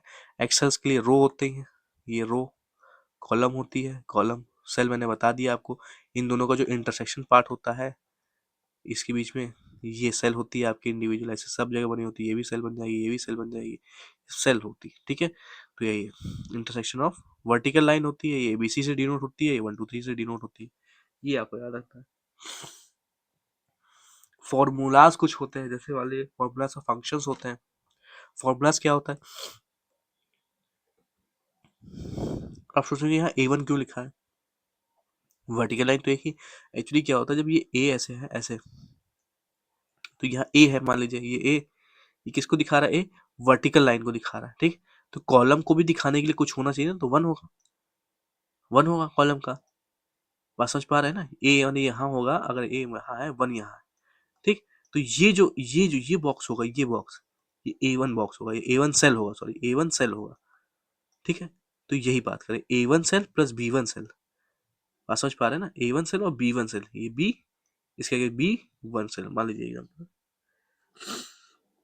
A1 सेल और B1 सेल, ये दोनों चीजें हैं, ये दोनों चीज को ऐड कर लेना इक्वल, तो ये फॉर्मूला लगा कर लेंगे, मल्टीप्लाई लगा लीजिए, A1 multiply by B minus B divide B, या कोई भी फॉर्मूला लगा लीजिए, नॉर्मल मैथमेटिकल अर्थमेटिकल ऑपरेटर लगा के आप काम कर लीजिए।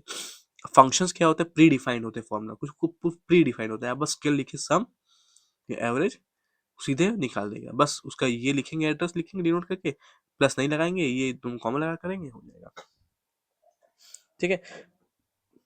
कॉमन एक्सेल फंक्शंस कौन से होते हैं? सम, एवरेज, मैक्स, मिन, काउंट। अब चार्ट्स एंड ग्राफ्स में देखेंगे हम लोग। चार्ट क्या होता है? रिप्रेजेंट ऑफ डेटा ग्राफिकली होता है।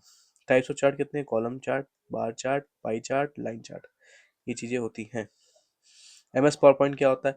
Presentation of software use to create slide shows, ठीक है? स्लाइड शोज दिखाने के लिए होता है।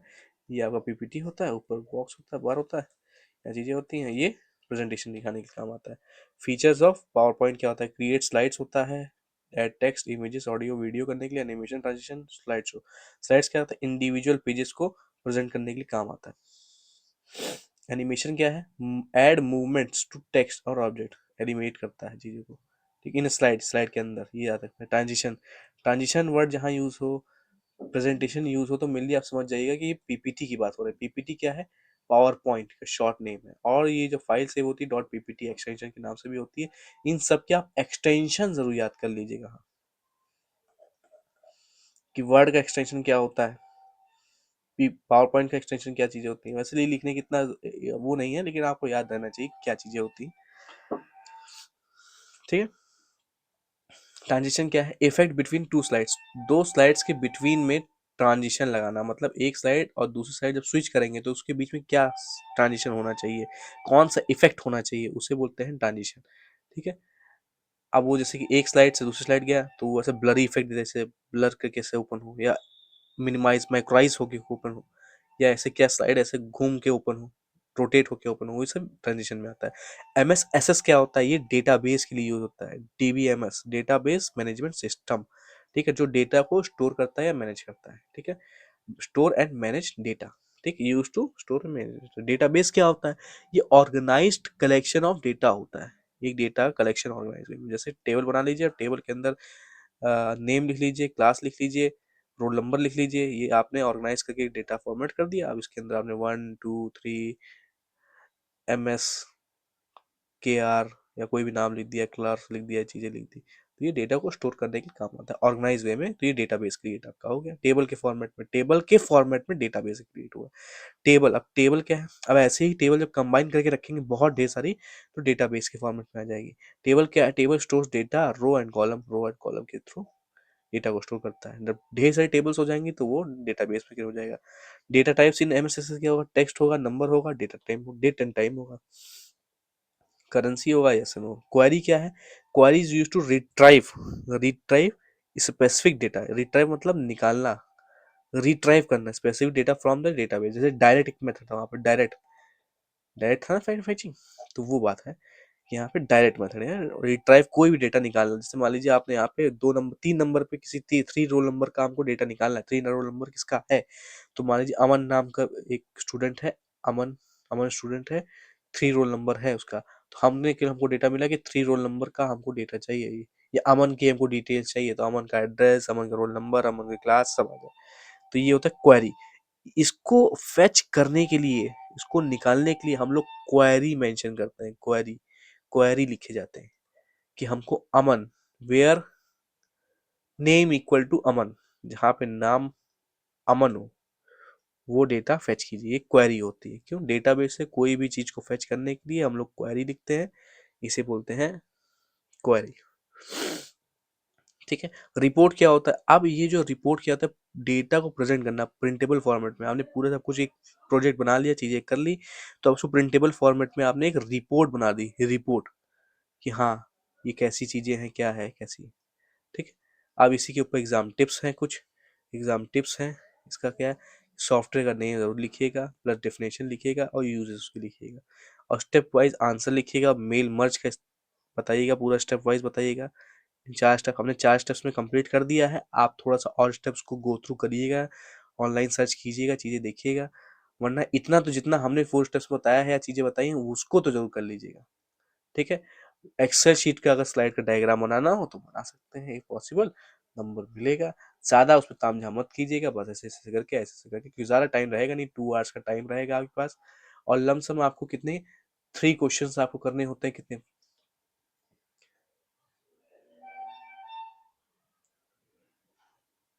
हाँ 3 क्वेश्चंस आपको करने पड़ेंगे। सेक्शन हम 2 सेक्शन में होगा, सेक्शन ए, ठीक है, और सेक्शन बी,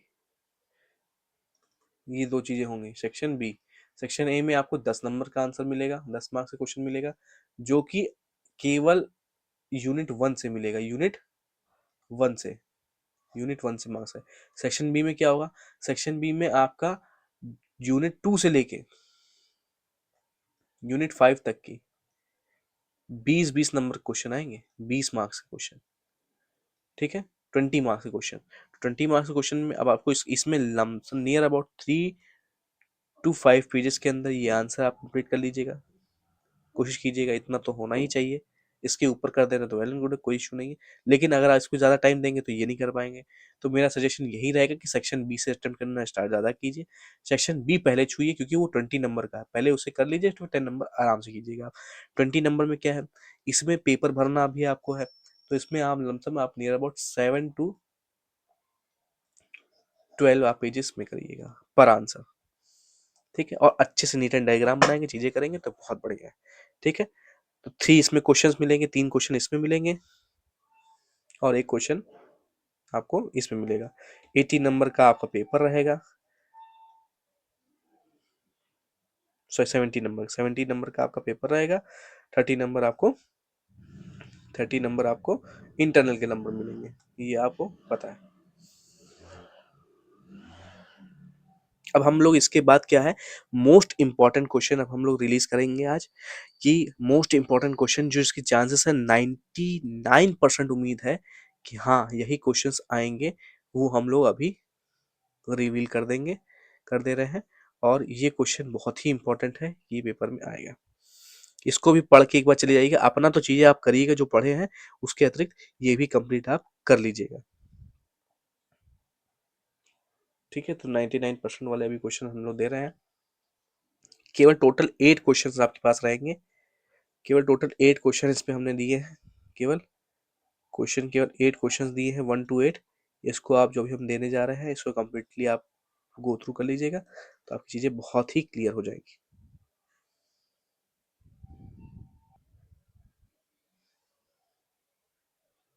अब हम देख रहे हैं, ये इंपॉर्टेंट मोस्ट इंपॉर्टेंट क्वेश्चन है, सीरीज है, जिसे बोलते हैं लोग, अब हम लोग इसको ये भी बोल सकते हैं कि पेपर लीक सीरीज है, पेपर लीक सीरीज है, क्योंकि ये बहुत ही इंपॉर्टेंट, मोस्ट इंपॉर्टेंट, मेरी तरफ से बहुत ही इंपॉर्टेंट क्वेश्चन है।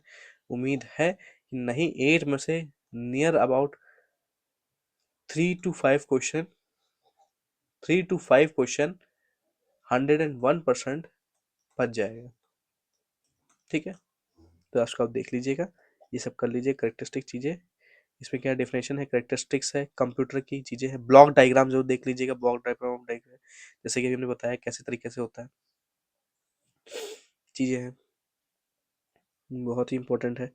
और व्हाट इज़ मेमोरी, मेमोरी क्या है, एक्सप्लेन टाइप्स ऑफ मेमोरी, जैसे भी आप पढ़ लिए हैं, आप जिसमें नोट्स में अगर ढंग से पढ़े होंगे तो सब चीज़ें आपको दिमाग में होंगी। ठीक है। प्रोसेसर क्या होता है, मदरबोर्ड क्या है, इसमें लिखा है, मदरबोर्ड लिखा है, प्रोसेसर लिखा है, फंक्शंस लिखा है, डिफरेंस बिटवीन एस रोम, डी रोम, रोम रैम ही है, इनपुट डिवाइस आउटपुट डिवाइस क्या होता है, कंप्यूटर सॉफ्टवेयर क्या होता है, सिस्टम सॉफ्टवेयर, एप्लीकेशन सॉफ्टवेयर क्या होता है, एग्जाम्पल साहित्य example, difference between linker and loader, difference between compiler and interpreter, mail merge क्या है, बस क्या है। ठीक है।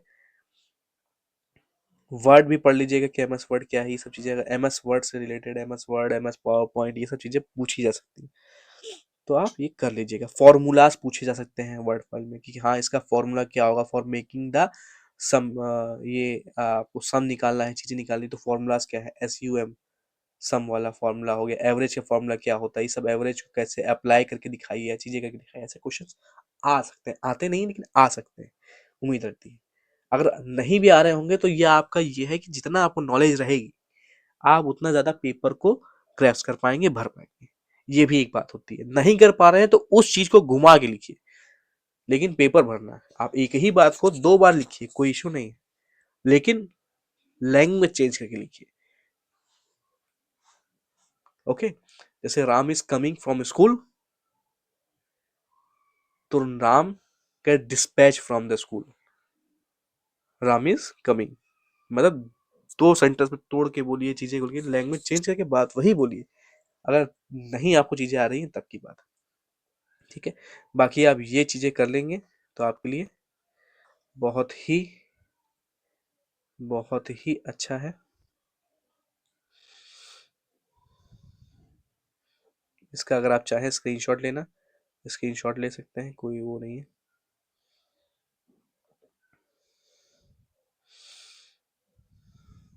स्क्रीनशॉट लेना अगर आप चाहेंगे तो ले लीजिए आप स्क्रीनशॉट्स का। और ऐसे ही कंटेंट हम लोग आगे सीरीज में भी लेते आएंगे। आप लोग मुझे बताइएगा कि क्या ये सीरीज आपके लिए हेल्पफुल है, तो हम उसको आगे कंटिन्यू करेंगे और चीज़ें इसमें हम बताते रहेंगे, ठीक है। तो आज के लिए इतना ही। Keep supporting, keep learning. Thank you for watching.